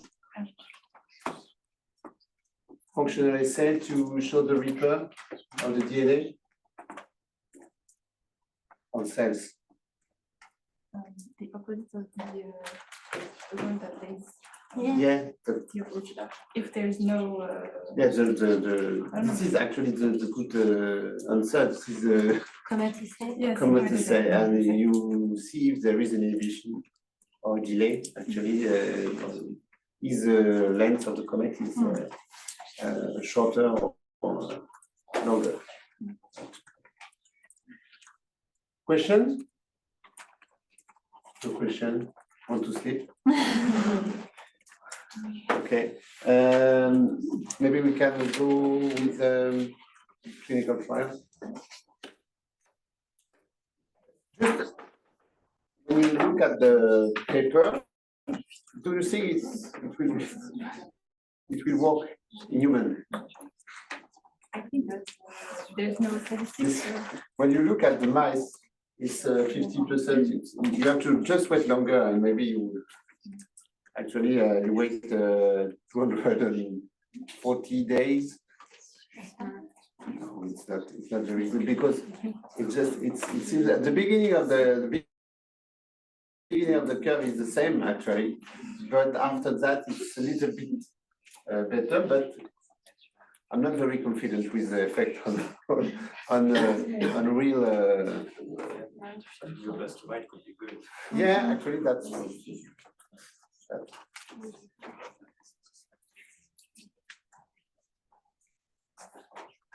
Now I present the second paper, which is a phase 2 study comparing radiotherapy and temsirolimus, which is a mTORC1 inhibitor, versus conventional radiochemotherapy with temozolomide. And it's in patients with newly diagnosed glioblastoma without MGMT promoter hypermethylation. So this is the design of the study. It's a phase 2 prospective randomized 1:1 open label and international multicentric trial conducted in 14 sites in 10 countries, mainly in Europe. There was an independent and central testing of MGMT promoter methylation status. The primary endpoint was overall survival at 12 months, and there were some secondary endpoints, such as the PFS, the safety profile, and they also looked for predictive biomarker analysis. These are the two arms. So the control arm is the standard chemo and radiotherapy with temozolomide, with adjuvant temozolomide after. And the study arm was the same radiotherapy regimen, so 60 gray, but they replaced temozolomide by temsirolimus, 25 milligrams intravenous weekly, with beginning 1 week before the start of the radiotherapy. And then at the end of the radiotherapy, you could have adjuvant temsirolimus weekly too until progression. The median follow-up was 32 months in the control arm and 33 months in the study arm. Here is the population of the study. So they screened almost 260 patients and then randomized 111 patients from December 2009 to September 2012. 55 patients in the temozolomide group and 56 in the temsirolimus group. And the baseline characteristics were well balanced between both arms, with a median age of almost 58 years old, which is a quite young cohort, more male than female as expected, and they were in quite good health because they had a low performance status around 1 or 2. I choose to present you first the safety profile. It's important to know that radiotherapy was completed by more than 90% of the patients, and also the treatment was delivered as planned per protocol in more than 90% of the patients. And for the maintenance temporal temsirolimus, the median was 30 cycles, which is good, and the median relative dose intensity was around 85%. Only 12 patients had a reduction in dose intensity. Here are the grade 3 and grade 4 adverse events. It was mainly lymphocytopenia, which is an expected adverse event in this kind of treatment. And they only had 1 grade 3 and 1 grade 4 thrombocytopenia in the temozolomide group, which is quite low for this treatment. So temsirolimus seemed to be in this trial well tolerated. Here are the survival curves, and unfortunately, as you can see, there was no clinical benefit of the temsirolimus on the overall survival, which was the primary endpoint. The median overall survival was 15 months in the temsirolimus group versus 16 in the temozolomide group. And even in the progression-free survival, both arms were under 6 months. So it's quite a failure on the primary endpoint. But they made some molecular subgroup analysis as they planned before the study. And they looked for phosphorylated mTOR on serine 2448. It concerned around 37% of patients. And these subgroups, it seems to have a non-significant but a trend for longer overall survival when they were treated with temsirolimus compared to controls. It's the orange curve here. So they go further and they try to do some multidimensional analysis on the mTOR-associated markers to identify clinically relevant molecular subgroups. And they define 2 clusters. One cluster with mainly the phosphorylated mTOR signature and also the phosphorylated PRAS signature. And this is cluster 2 in red. And the other cluster has the phosphorylated S6RP and phosphorylated AKT. They show in the multidimensional analysis that P10 only had a minor role in the response to the treatment. So when they compare the survival between the 2 clusters, they show that cluster 2, which is phosphorylated mTOR enriched patients, when they were treated with temsirolimus, they had better outcome, but it's only subgroup analysis. And it is not, these clusters are not impacted when they are treated with temozolomide. So to conclude this study, the key answer of the study is that there is no benefit of temsirolimus versus temozolomide for on overall survival and progression-free survival for newly diagnosed unmet MGMT patients. But it suggests that temsirolimus seems to be quite safe combined with radiotherapy, and also that temozolomide could be omitted for unmethyl MGMT patients. They also find maybe a molecular signature, which is a phosphorylated mTOR that could be retained as a predictive biomarker for benefit from mTOR inhibition. And one of the limits of the study is that they use temsirolimus, which is an allosteric inhibitor, and there are some feedback loop and pathway crosstalk leading to hyperactivation of mTOR-C2 and AKT pathway, and this could explain maybe resistance of the treatment and relapse after a certain period. Some perspectives of this study, there is an ongoing phase 1-2 trial. Enrollment are closed, but results are waiting, and they had the same signature of phosphorylated mTOR. And when patients had this molecular signature, they were treated with temsirolimus. And to do a general conclusion on the topic of targeting mTOR for patients with glioblastoma.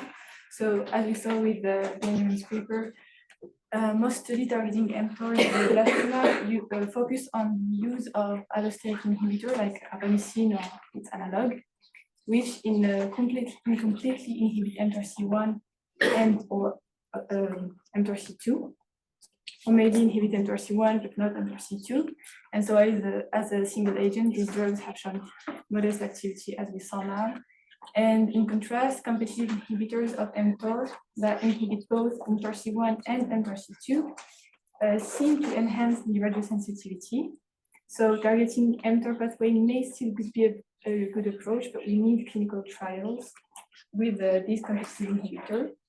And actually, AZD 2014 is in phase 1 clinical trial. And for some perspectives, with the lecture we had on radiotherapy, we know that the irradiation can by itself induce the reprogramming of glioblastoma cells into ESCs and so induce resistance. So maybe we could try to give mTOR inhibitor or something like that, and then in the same way try to optimize radiotherapy, like by combining it with the new strategies like TT files. That allows synthetic lethality, or combined with anti-angiogenics, like we saw, that has synergistic effects, and or maybe combined with immunotherapy to enhance the pro-inflammatory response.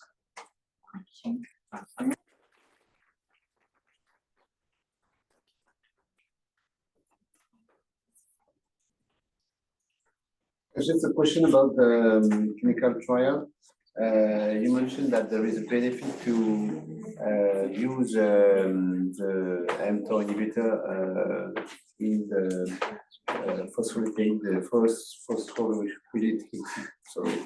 phospho-mTOR subgroup, but did you see some other thing there? And next slide.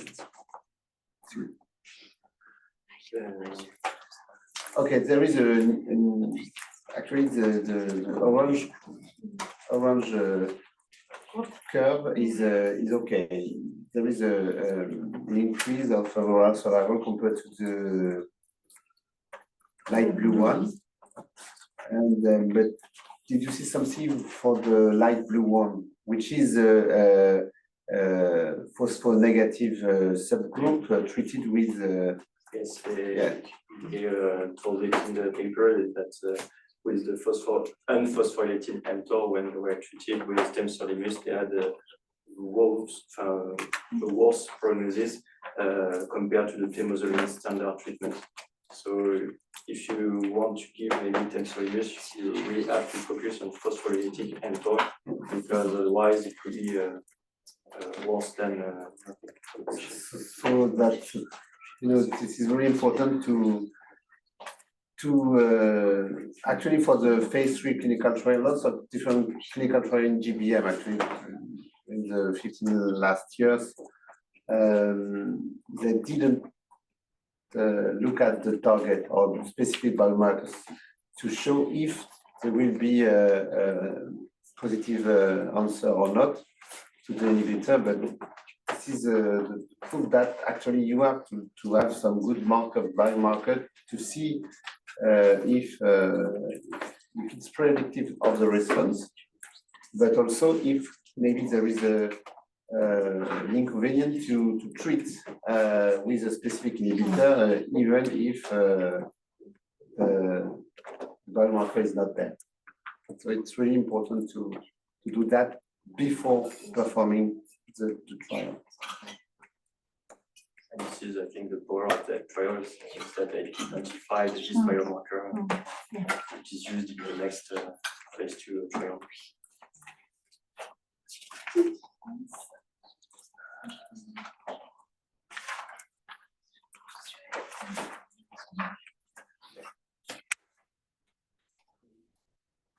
I think you did not avoid by about the bioinformatics. That's okay. Lots of students just avoid talk about that. That's okay. Another question? Please ask question. It's better for you, and maybe you can also ask questions for the next topic.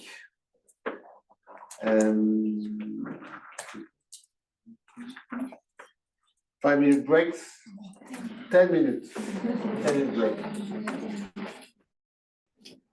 So now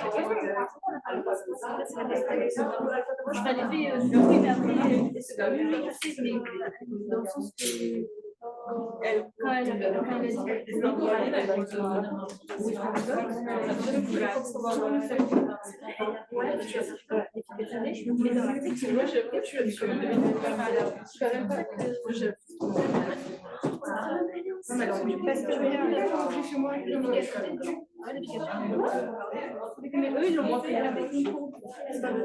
Oui, c'est pour ça que je l'ai pas dit parce que je savais que vous alliez redire que maintenant c'est comme ça. Mais en gros, c'est du coup, moi, je me suis pas posé la question parce que en fait, les premiers tomes, c'était ils ont fait une expérience où ils ont regardé l'efficacité. Voilà pourquoi avec les deux SHRL, tu vois bien que ça diminue, donc tous les SHRL fonctionnent. Mais pour la survie, pour regarder si ça baisse.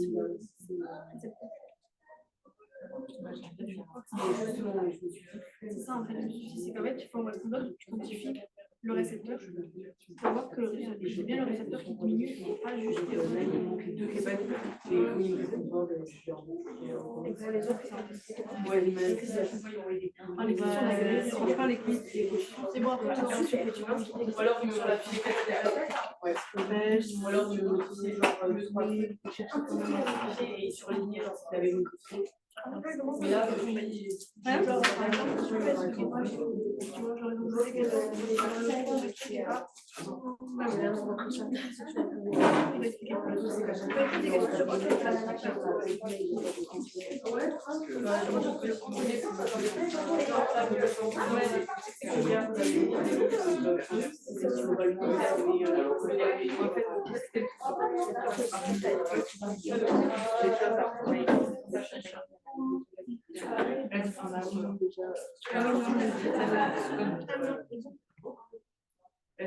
Je me rappelais plus si c'était celui-là, mais non, en fait, là, ils vont c'est maintenant en regardant par rapport au.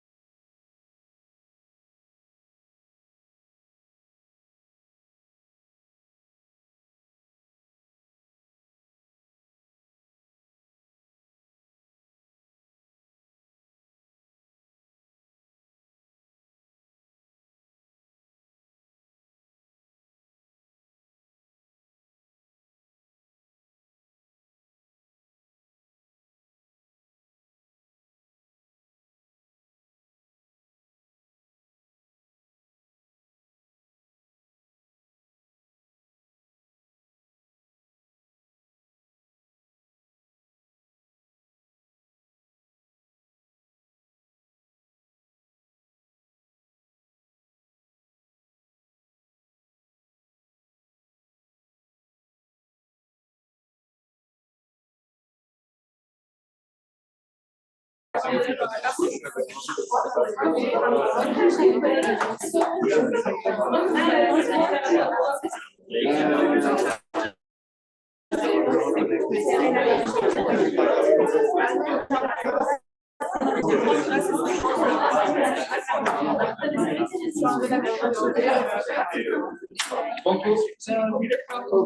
we start now with a third presentation about the TT fields and radiochemotherapy.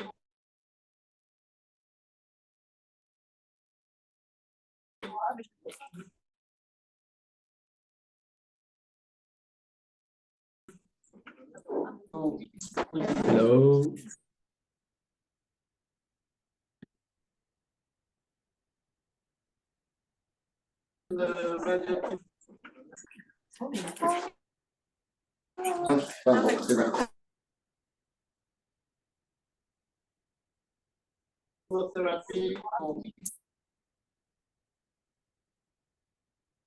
Oui, d'accord, ça bug.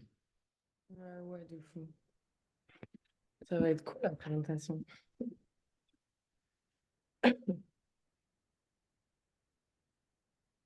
Hmm.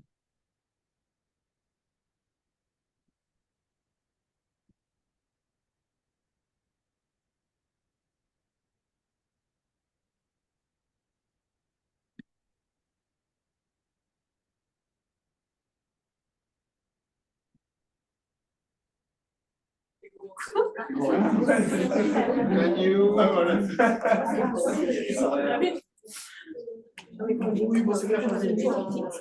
Hugo and Sophie, can you talk, please? Yes, can you hear us? No.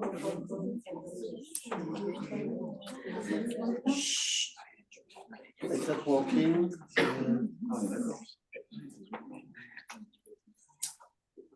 Is it working?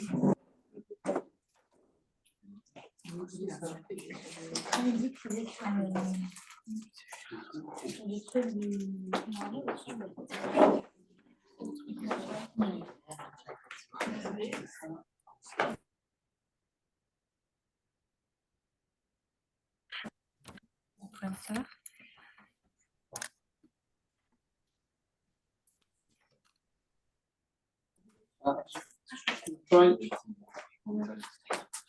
Try again. Yes, can you hear us? Yeah. Let's go. Okay, can you see my screen as well? Yes. Yes. Cool. Cool.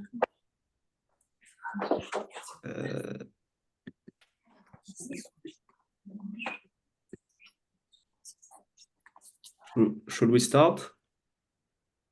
Yeah, you can start. Okay. So, hello everyone. Today, my colleague Sophie and I will be presenting you two key articles to explore some innovative strategies for glioblastoma treatment. The focus today will be on the tumor treating fields and their potential use as an antitumoral therapeutic tools. Okay. So let's begin with a brief introduction about glioblastoma. So as we already have two presentations talking about glioblastoma, cancer stem cells and everything, I'm going to go quickly, but still glioblastoma, the most prevalent and aggressive primary brain tumor. Unlike other solid tumor cell types, glioblastoma is invading the brain, but rarely metastasis to other organs. And this is why the therapy here is focused on removing and achieving maximal resection of the glioblastoma, and this followed by radiation therapy, and sometimes coupled with temozolomide, as we'll talk about later, and also proton beam sensitizers. So usually this enables patients to live quite few years, but as I will talk about just later about the cancerous stem cells, since these are really heterogeneous cells, it is difficult to totally clear the glioblastoma, which makes it almost impossible to cure. And so maybe I will just do this. Yes. So the groups before us talked about the glioblastoma stem cells. Here I just put the schematic of cancer stem cells, but glioblastoma stem cells are just subgroups. And so these stem cells are most of the time responsible of the tumor initiation, the tumor growth, the treatment resistance, because these stem cells are able to use their surrounding environment and use signaling programs and interacting with other cell types in order to maintain their tumorigenic states. And so this is why it's very difficult to cure and to remove entirely glioblastoma. Okay, let's talk about the TT field, so tumor treating fields, which is a novel therapy. Well, novel, it appears 20 years ago now, but still it's quite new. So this therapy exposes the brain to alternating electric fields. Maybe I can show you a quick video here. So yeah, you have the electric fields with the fast dividing tumor cells, and so this is targeting specifically rapid dividing tumor cells by disrupting mitosis and leading to the apoptosis of the cells. So as I said previously, after the resection of the glioblastoma, you have usually some radiation chemotherapy and also chemotherapy drugs that can be used to help cure this pathology. So here we will talk about temozolomide in articles 2, but also of so the proton beam sensitizer.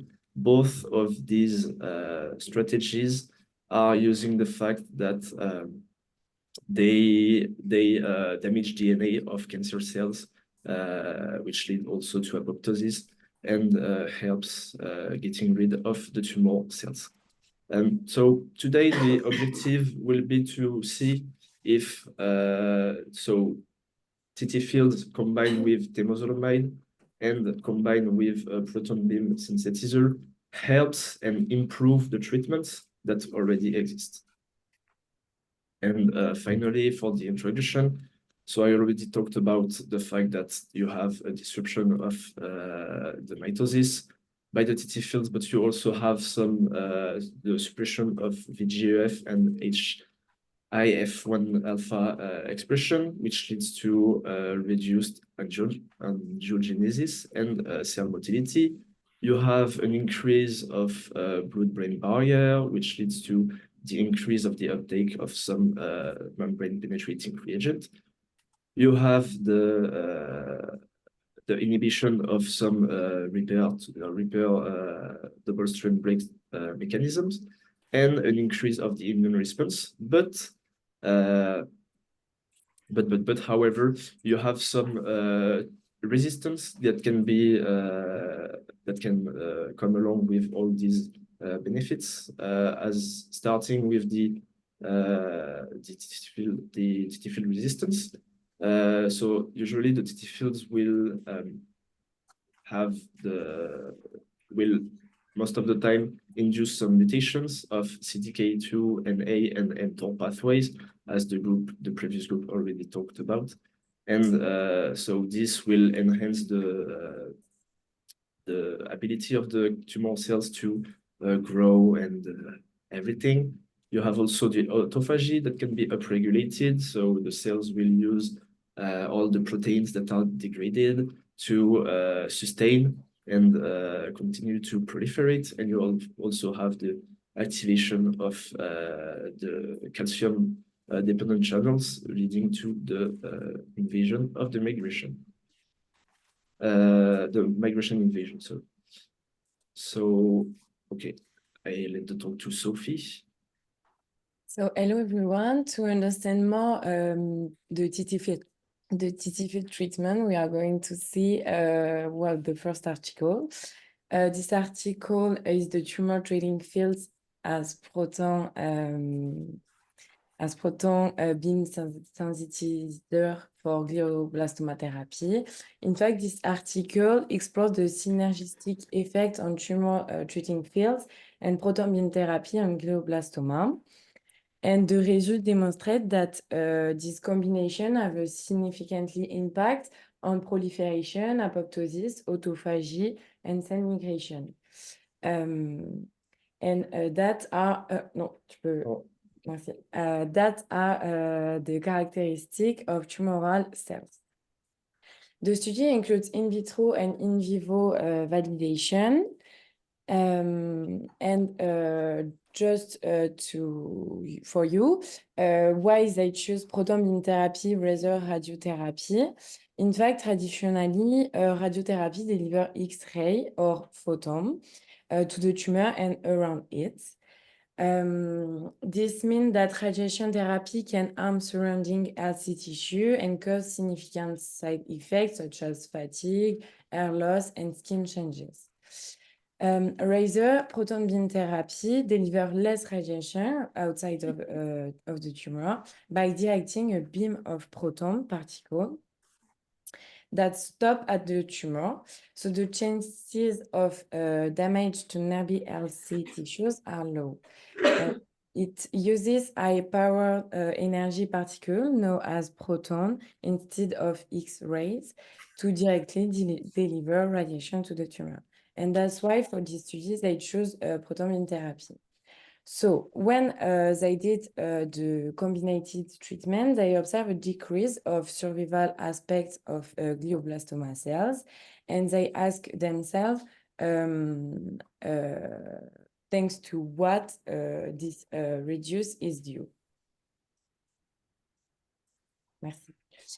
So for that, they did different experiments, and first, they measure an apoptotic marker, PARP, and they observe that we have an increase of this activated PARP when we have the combined treatment. So we know that we have an increase of apoptotic mechanisms when we treat with both treatments. Also, they observe a higher phosphorylated p53. And as you know, it is a suppressor of tumor that leads to cell cycle arrest. So the combination effectively attacks tumor cells at molecular level with playing on DNA. And this is also demonstrated in the panel B when they quantify on which state of cell cycle cells are, and they observe when we have combined treatments, an increase of cells in apoptosis. Finally, they want to know, okay, we know that we have apoptosis and it is dependent on p53, but which pathway is implicated? So to that, they measure the ROS generation, and they observe also an increase when we treat with the combined treatment, so TT fields and proton beam therapy. And that allowed them, this increase of ROS, which means increase of DNA damage by activating apoptotic signaling pathway via the caspase cascade. So finally, the TT field plus proton combination intensify oxidative stress in tumor cells, and increasing irreparable DNA damage and indeed cell death, apoptosis. Merci. They also measure another characteristic of the tumor cells, the autophagy, and for that they use the autophagy marker CytoAD, and what they observe an increase of this autophagy marker when we have also this combined treatment. Tu peux. Ouais. Okay, what about now cell migration? Because we know that when we have cancer, we have metastasis. So they want to know if this combined treatment works on cell migration. To that, they measure the EMT factors. And in fact, these factors leads to impact to help epithelial cells, usually that are polarized and adherent, to adopt a mesenchymal cell characteristic and indeed becoming motile and invasive. And so that allow the migration. And they constate that they observe that when they combine treatment, so TT fields and proton beam therapy, we have a decrease of these EMT factors, so which means a decrease of facilitation of tumor cells to migrate and therefore metastase to other tissue. So for that, thanks. They know that, but they want to know, okay, on this decrease is due to what? So for that, they measure different pathway, and first they quantify, they take a look at the MAP kinase pathway, and we know that this pathway is involved in the regulation of this EMT factor and cell migration. Sorry. And they observe that we have also a decrease of the activated protein of this pathway when we did the combined treatment. Finally, they also take a look at another pathway that is activated in many cancers to promote invasion and inflammation. And they also observe a decrease of protein implicated in this pathway when we did the combined treatment. So this finding highlights the downregulation of these two pathways, resulting in reduced EMT factors expression, which tends to limit glioblastoma cells metastasis due to the combination treatment, so TT field and proton beam therapy.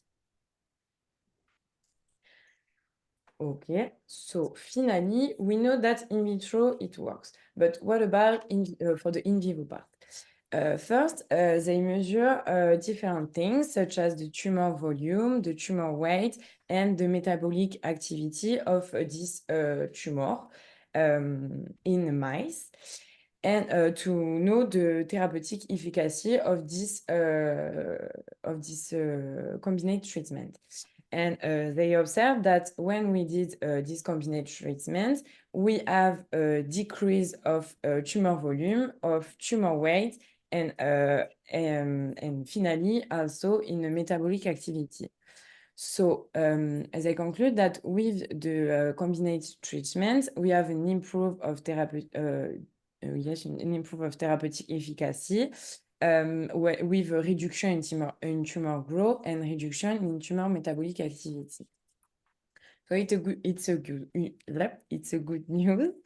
But they want to know, they go deeper and did other experiments to know if this combined treatment have an impact on toxic effects. And for that, they measure different things, such as the body weight of mice, organ weight, such as liver, lungs, and spleen, and finally, blood test results. And what they observe no significant effects, sorry, and that allowed them to say that the combined treatment is effective, but without causing notable side effects. So finally, what we can conclude? Thanks.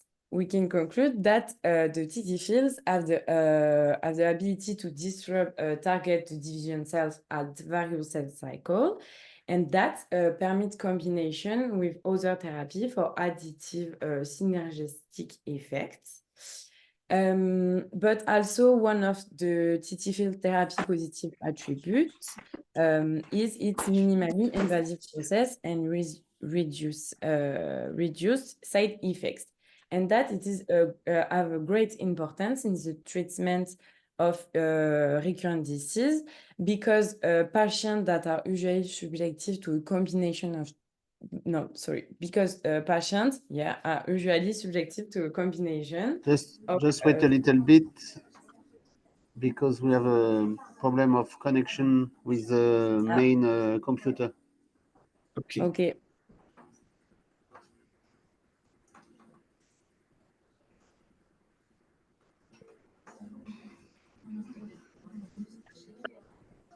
C'est trop tard maintenant. Mais déconnecte-toi du réseau ici et partage ta connexion.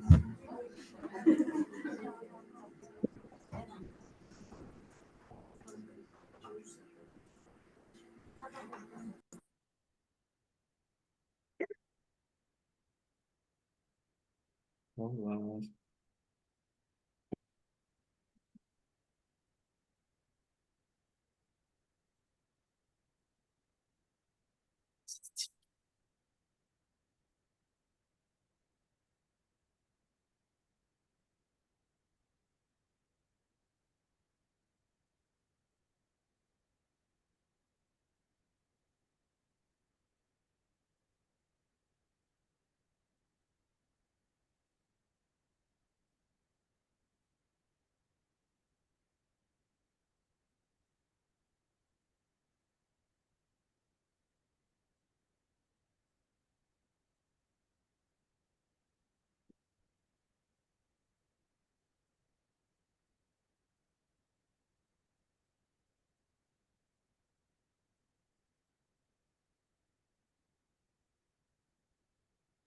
Okay, it should be.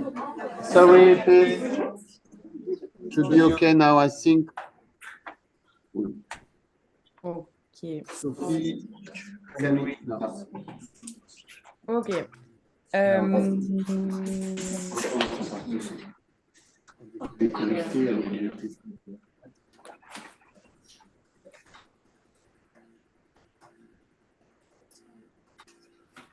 Okay, is it okay? Can you try to? Okay. So Okay.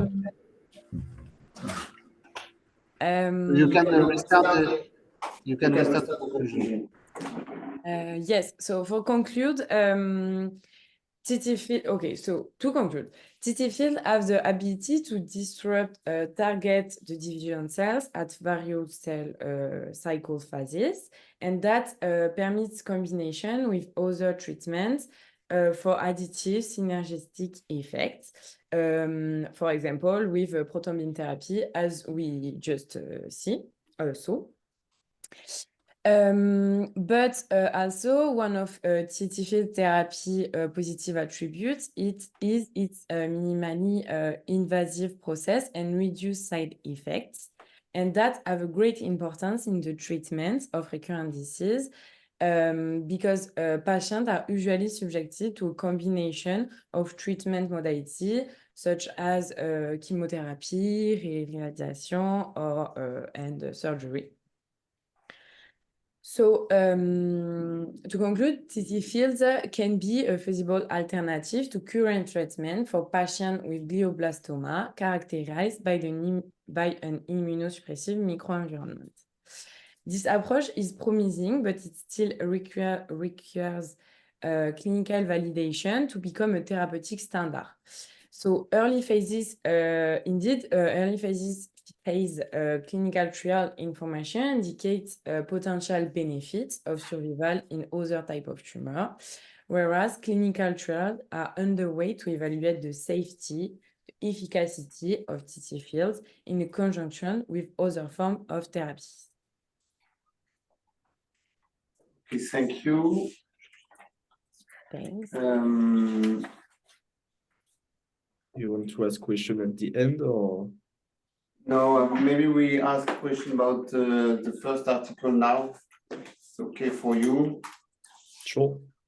Can you tell us the positive and negative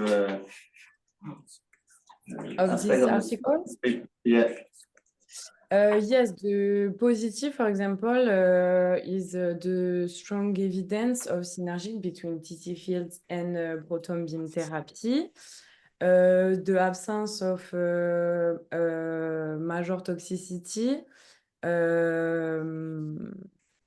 And the negative part is maybe the lack of comparison with other combination therapy, because we have the combined treatment compared to the both treatment only and the control, but we don't know with another treatment have a comparison with other treatments. And also we can have they don't take a look of the implication of the tumor microenvironment and the immune response with this combined treatment. So it can be better. Okay, actually, did you see some difference between proton therapy and photon therapy and the combination with proton therapy with TT fields? Did you see a difference between proton and photon? I don't understand. What is the difference between both? No, did you see a difference? Did you see a difference? Sorry. Okay. No, because it's as you can. So, est-ce que tu peux aller sur la première? Oui. Merci. Là. Non, encore. Merci. As you can see on the image of with the I'm gonna say what we have a decrease with both, like proton beam therapy and radiotherapy, but with I don't add the graphic here, but we don't have a really difference. I think they choose proton beam therapy because it's better. It's better. Yeah, it's better than radiotherapy for the LC impact. Okay. Actually, we can't see any difference between the two treatments. I agree with you, but there is no proton therapy is radiotherapy. Yeah, do not forget that proton therapy is a kind of radiotherapy. Okay. Both are radiotherapy. We one with photon and one with proton, but actually there is no benefit to use proton in vitro models. There is no benefit to use proton compared to photon, even for yeah, for vivo they use only proton.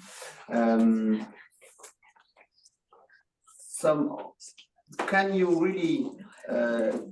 really say that the cell death is p53 dependent, oxidative stress dependent? Can you really see that in the results? Maybe we need more experiment to really say that, but we know that P53 is impacted because we have an increase, and we know that P53 have an impact on the apoptotic pathway with the caspase. So, but what they should do to confirm that this is really dependent on P53, dependent on ROS. For example,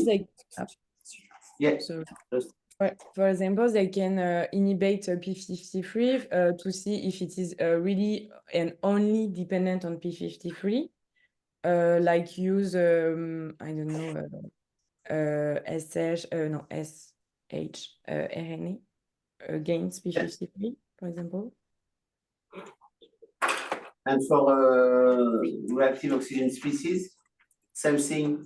They should use antioxidant to block ROS to see if apoptosis is really dependent on oxidative stress. Actually, this paper it's only correlation or Okay. association, but it's not. There is no link between the different mechanisms that they highlight. Okay. They see an increase in p53 phosphorylated forms. They see an increase in reactive oxygen species production, but actually you don't know if it's a consequence, if it's a cause of the cell death.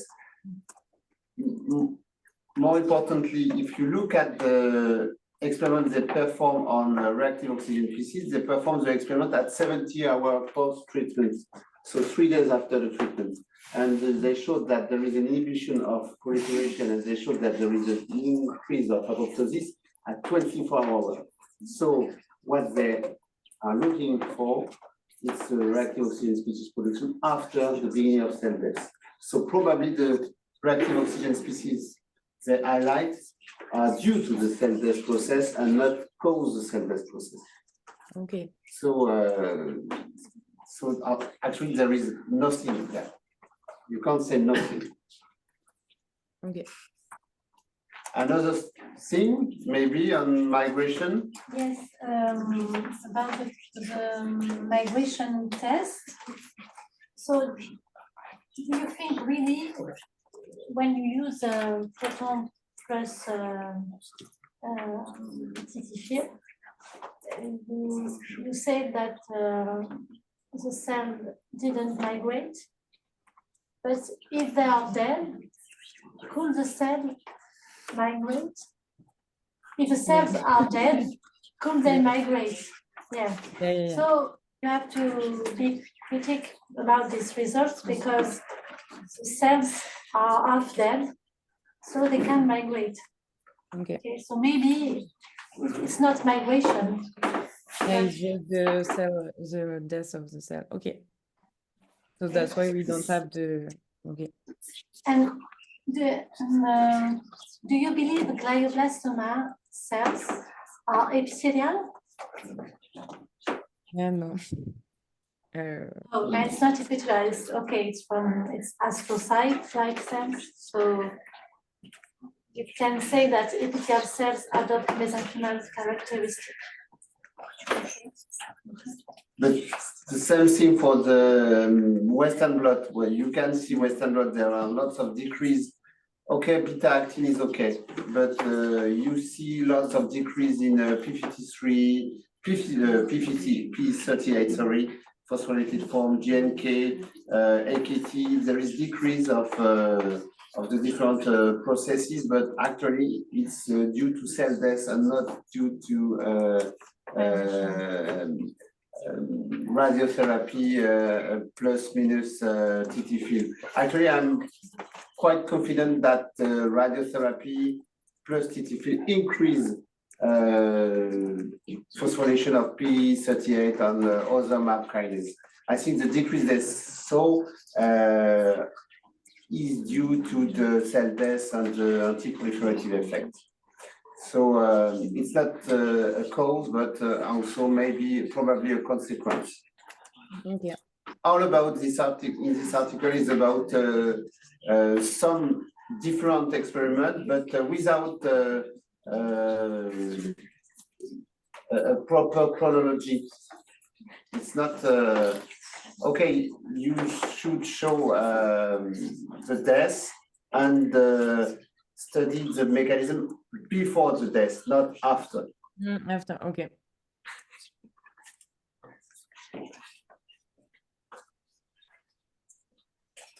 Some other stuff on this article. It's actually lots of for example, for the in vivo, there is no statistic analysis. There is nothing. Lots of different experiments. You can't find the time point. You cannot say if it's 34, 48, 70 hours. You have to look at, and sometimes you can't find the information. So lots of different information are missing there. So actually, okay, combination of proton therapy or X-ray can kill the cells And there is maybe an additive, or maybe, but it's not sure, a synergistic effect with TT field, but the mechanism are completely unknown, actually. In this paper, at least. Okay. Okay.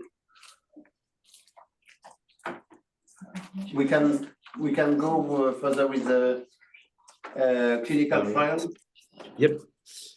Yeah. So yes, moving on with this second article, which is a clinical trial, well, a phase 3 clinical trial from 2017.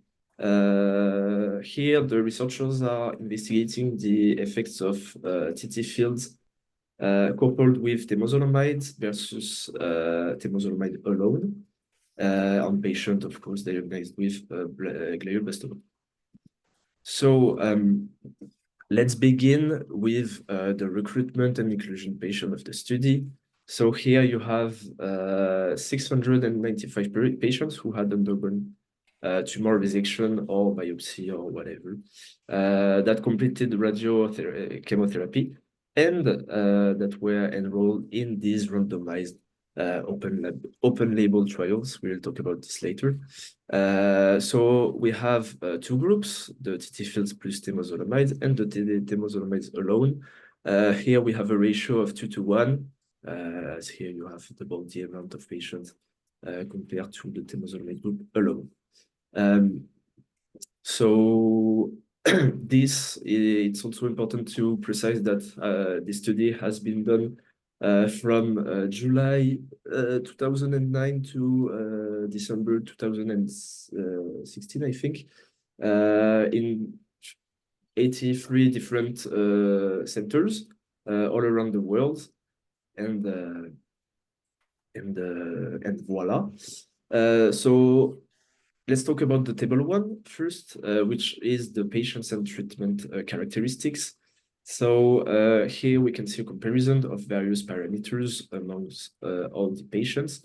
And so this comparison is very essential and helpful as we want to confirm that all of the outcomes and results that we will get from this trial will only reside on the treatment itself and not on differences of parameters of patients. So here I just underlined 4 different characteristics that I found interesting to talk about. First, the methylation of the MGMT promoter. So the last group or the group before already talked about this, but we know that when this promoter is methylated, it enhances the sensitivity to temozolomide, and so if we get a differences between the two groups, of course, we do not want that because like it will generate some bias in our results. Second parameter here is the Karnofsky performance score. So the Karnofsky test is a test that is performed on every patient to see if they are healthy. Of course, they are not because they have cancer, but if they are healthy, I mean, if they are able to take decisions, live by themselves, being conscious and everything. So usually patients that have a Karnofsky test that is higher, 70%, I think, will tolerate better the treatment. So again, here you can see that there is no differences between the two groups, and that's a good thing.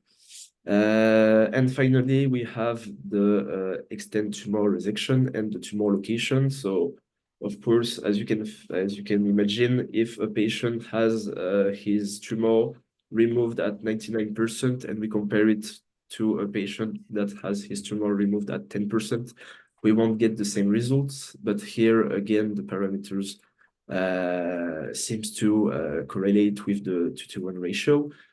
And the tumor location, it was because it's sometimes more easier to access the tumor depending on where it is located in the brain. For example, the if the tumor is located on the frontal lobe, it will be easier to do an operation. Well, okay, to conclude on this first table, we can see a great balance between the two groups, and now we are sure, now we can imagine that all the outcomes that we will get will only reside in the TTField treatment difference. So, moving on in the figure 2, where we have here two beautiful Kaplan-Meier survival curves showing the progression-free survival and the overall survival compared in TTField plus temozolomide patients and the temozolomide alone. So as we can see, for the progression-free survival, we have a PFS of 6.7 months, which is quite good, especially when we compare it to the 4 months of the temozolomide group alone. And this is confirmed by first the p-value, but also the hazard ratio. So the hazard ratio, when it's under 1, it will be in favor of the TTField plus temozolomide treatment.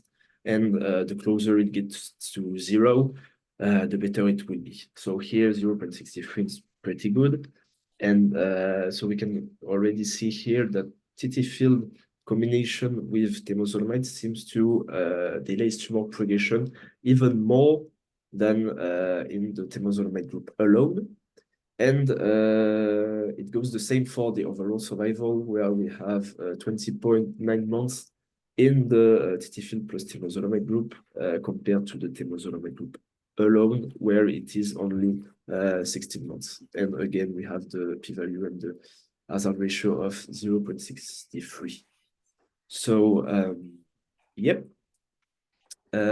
Just here on table 2, these are just the results that we already talked about.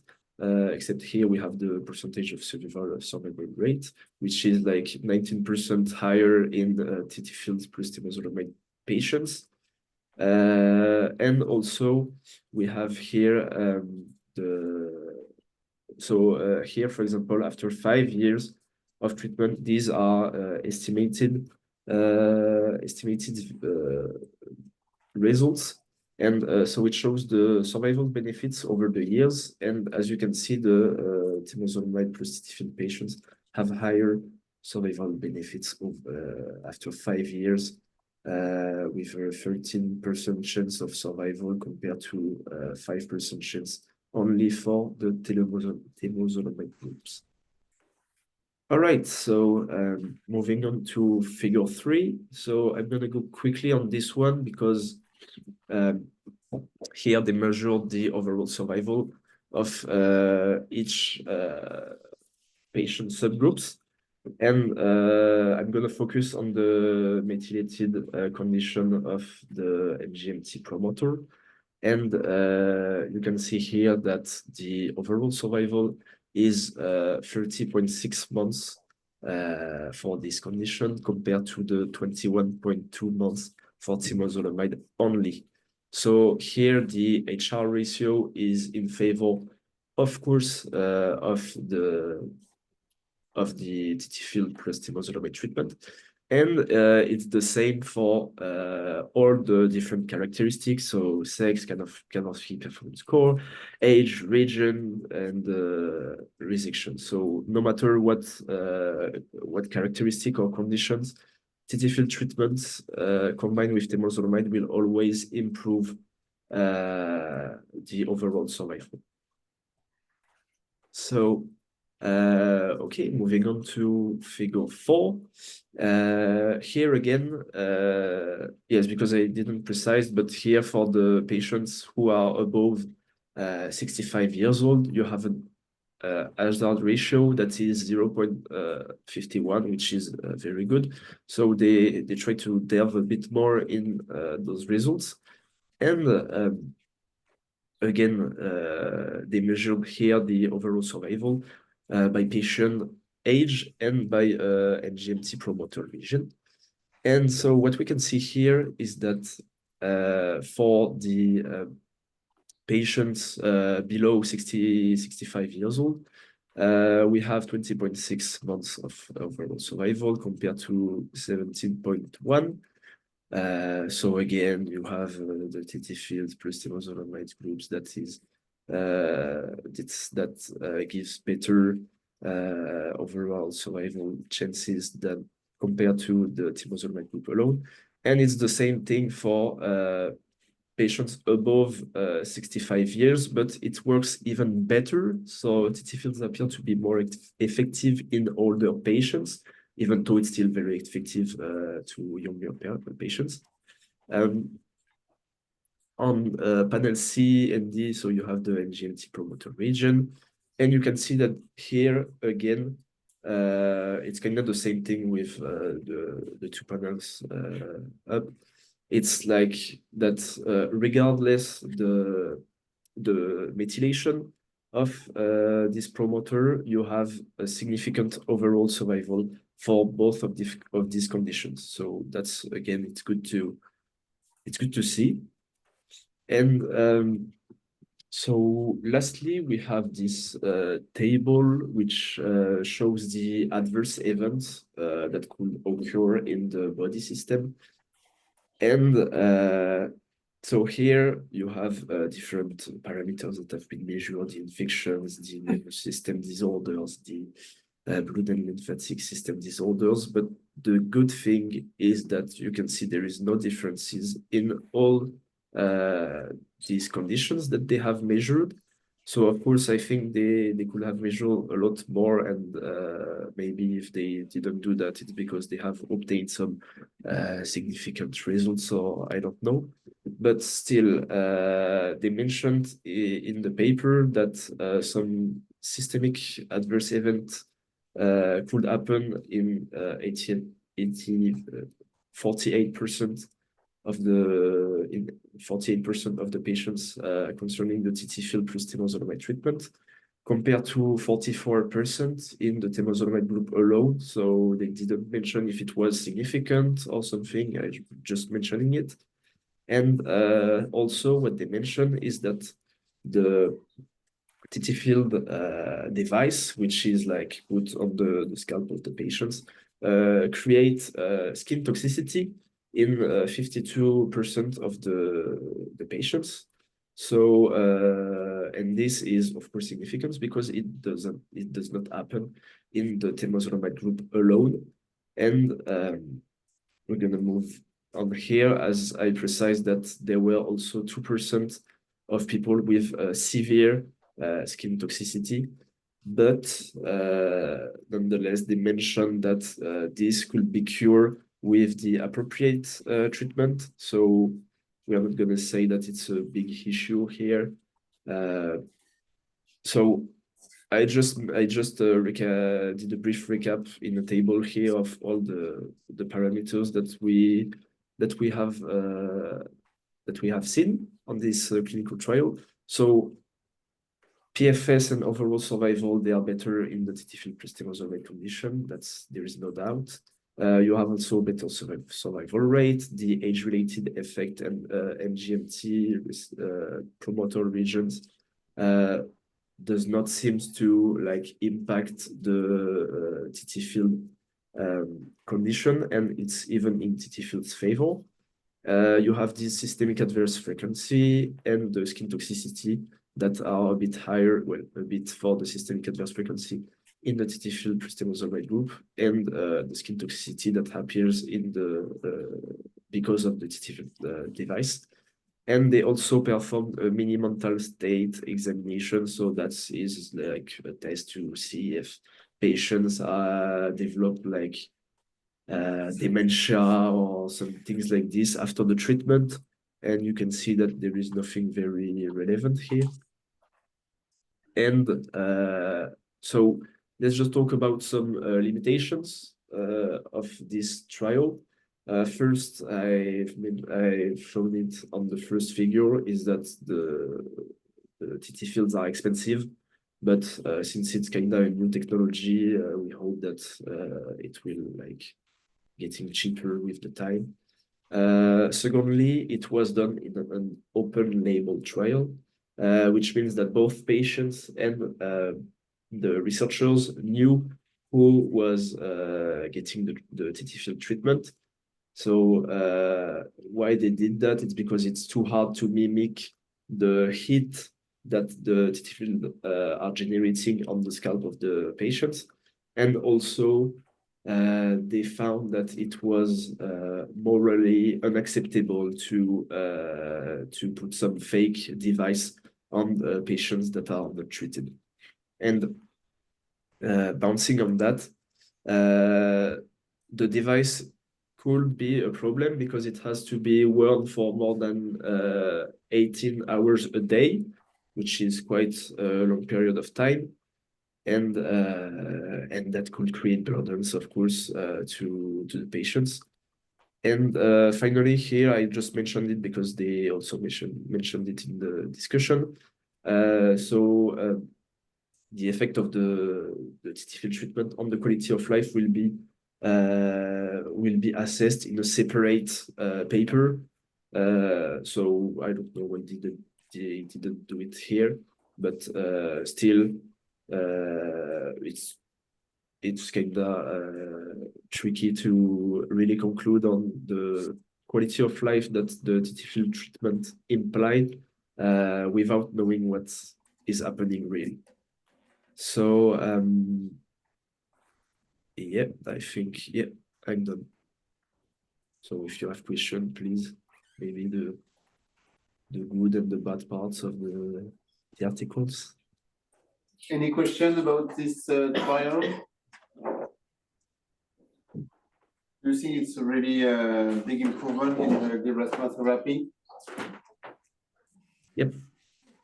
Yeah? Yes, it is. Oh, yeah. You're asking me the question, sorry. Yes. Everybody actually, but yes. It's I mean, it's a good do you think that we can improve the setting of the clinical trial? The setting, you mean the first parameters? The design, that, because the design, because they studied is a combination of TTField plus temozolomide versus temozolomide alone. But do you think that we can imagine another design? We could imagine just TTFields, for example. I think I mentioned it, but in the introduction, that's why that the TTFields is, for example, increasing the blood-brain barrier permeability, enabling the temozolomide to access, like in easier way, the tumor's locations. It's also, I mean, they have synergic effects. So maybe the TTField alone won't work at all. I think so. You think so? Okay. Yeah, I think TTField alone there is no effect. Okay. Because it is just something which can favor the effect of other therapy, but alone, all right. I don't think it kills cells or by itself. Okay. Regression of the tumor. But maybe someone else in the room, because you were very, very careful with this presentation, and I'm sure that you have lots of questions or maybe ideas.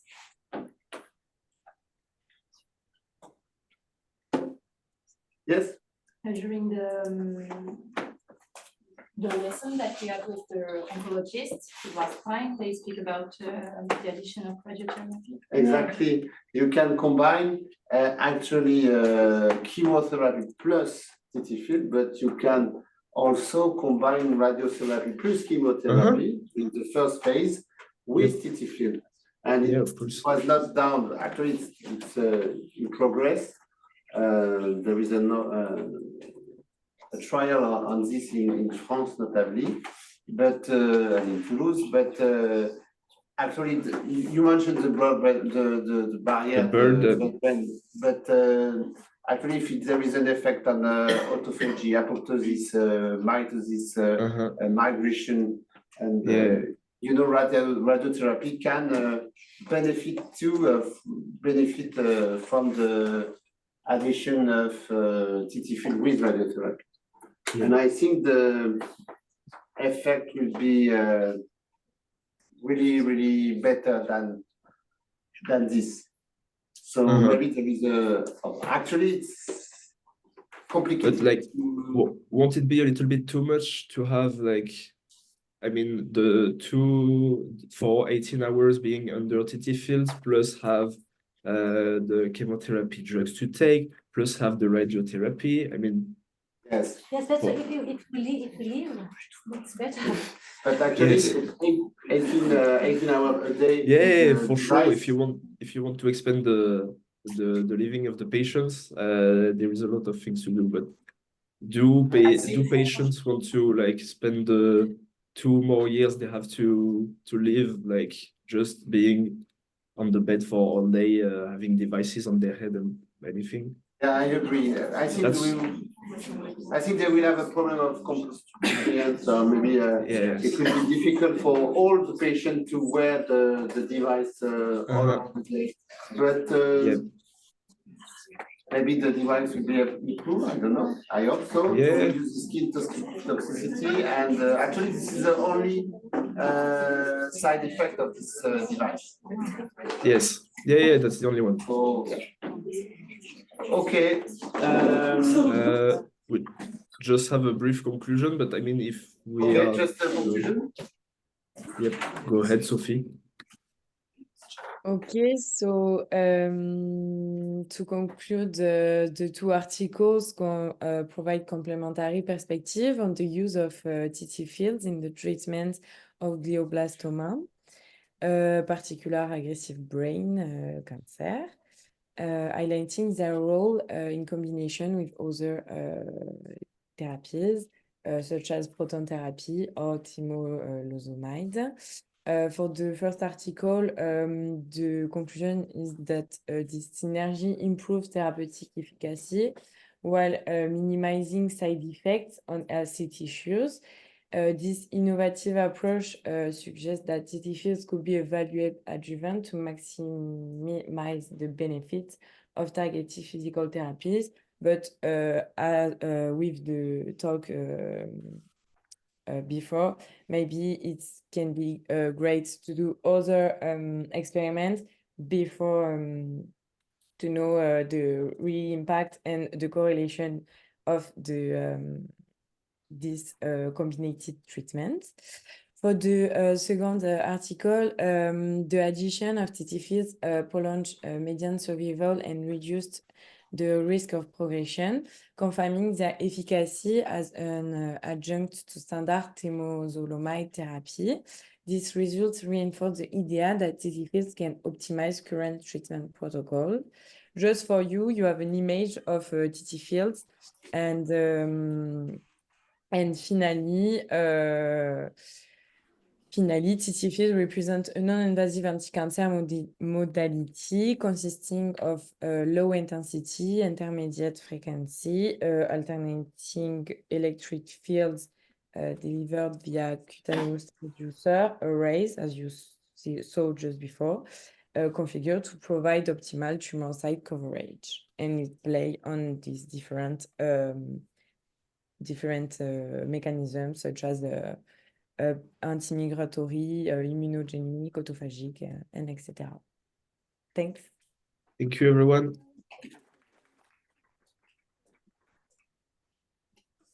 Okay, thank you for this presentation, for all the presentation. Thank you. For the next, you have some other workshop, I think. Maybe try to ask more questions. It's better if you have. I know that you are very. The 50 person, it's a lot, but it's quite easier. Okay, but try to ask more questions. Okay. Have a nice evening.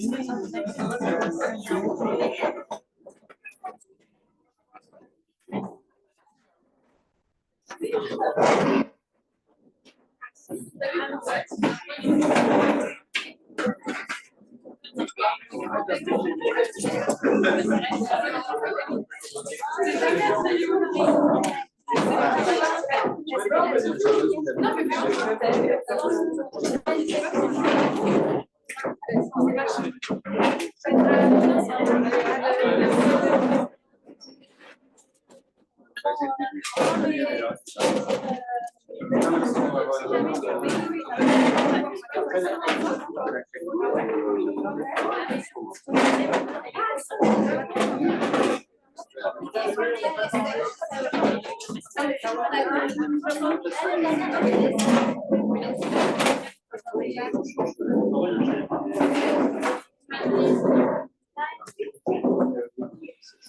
Encore,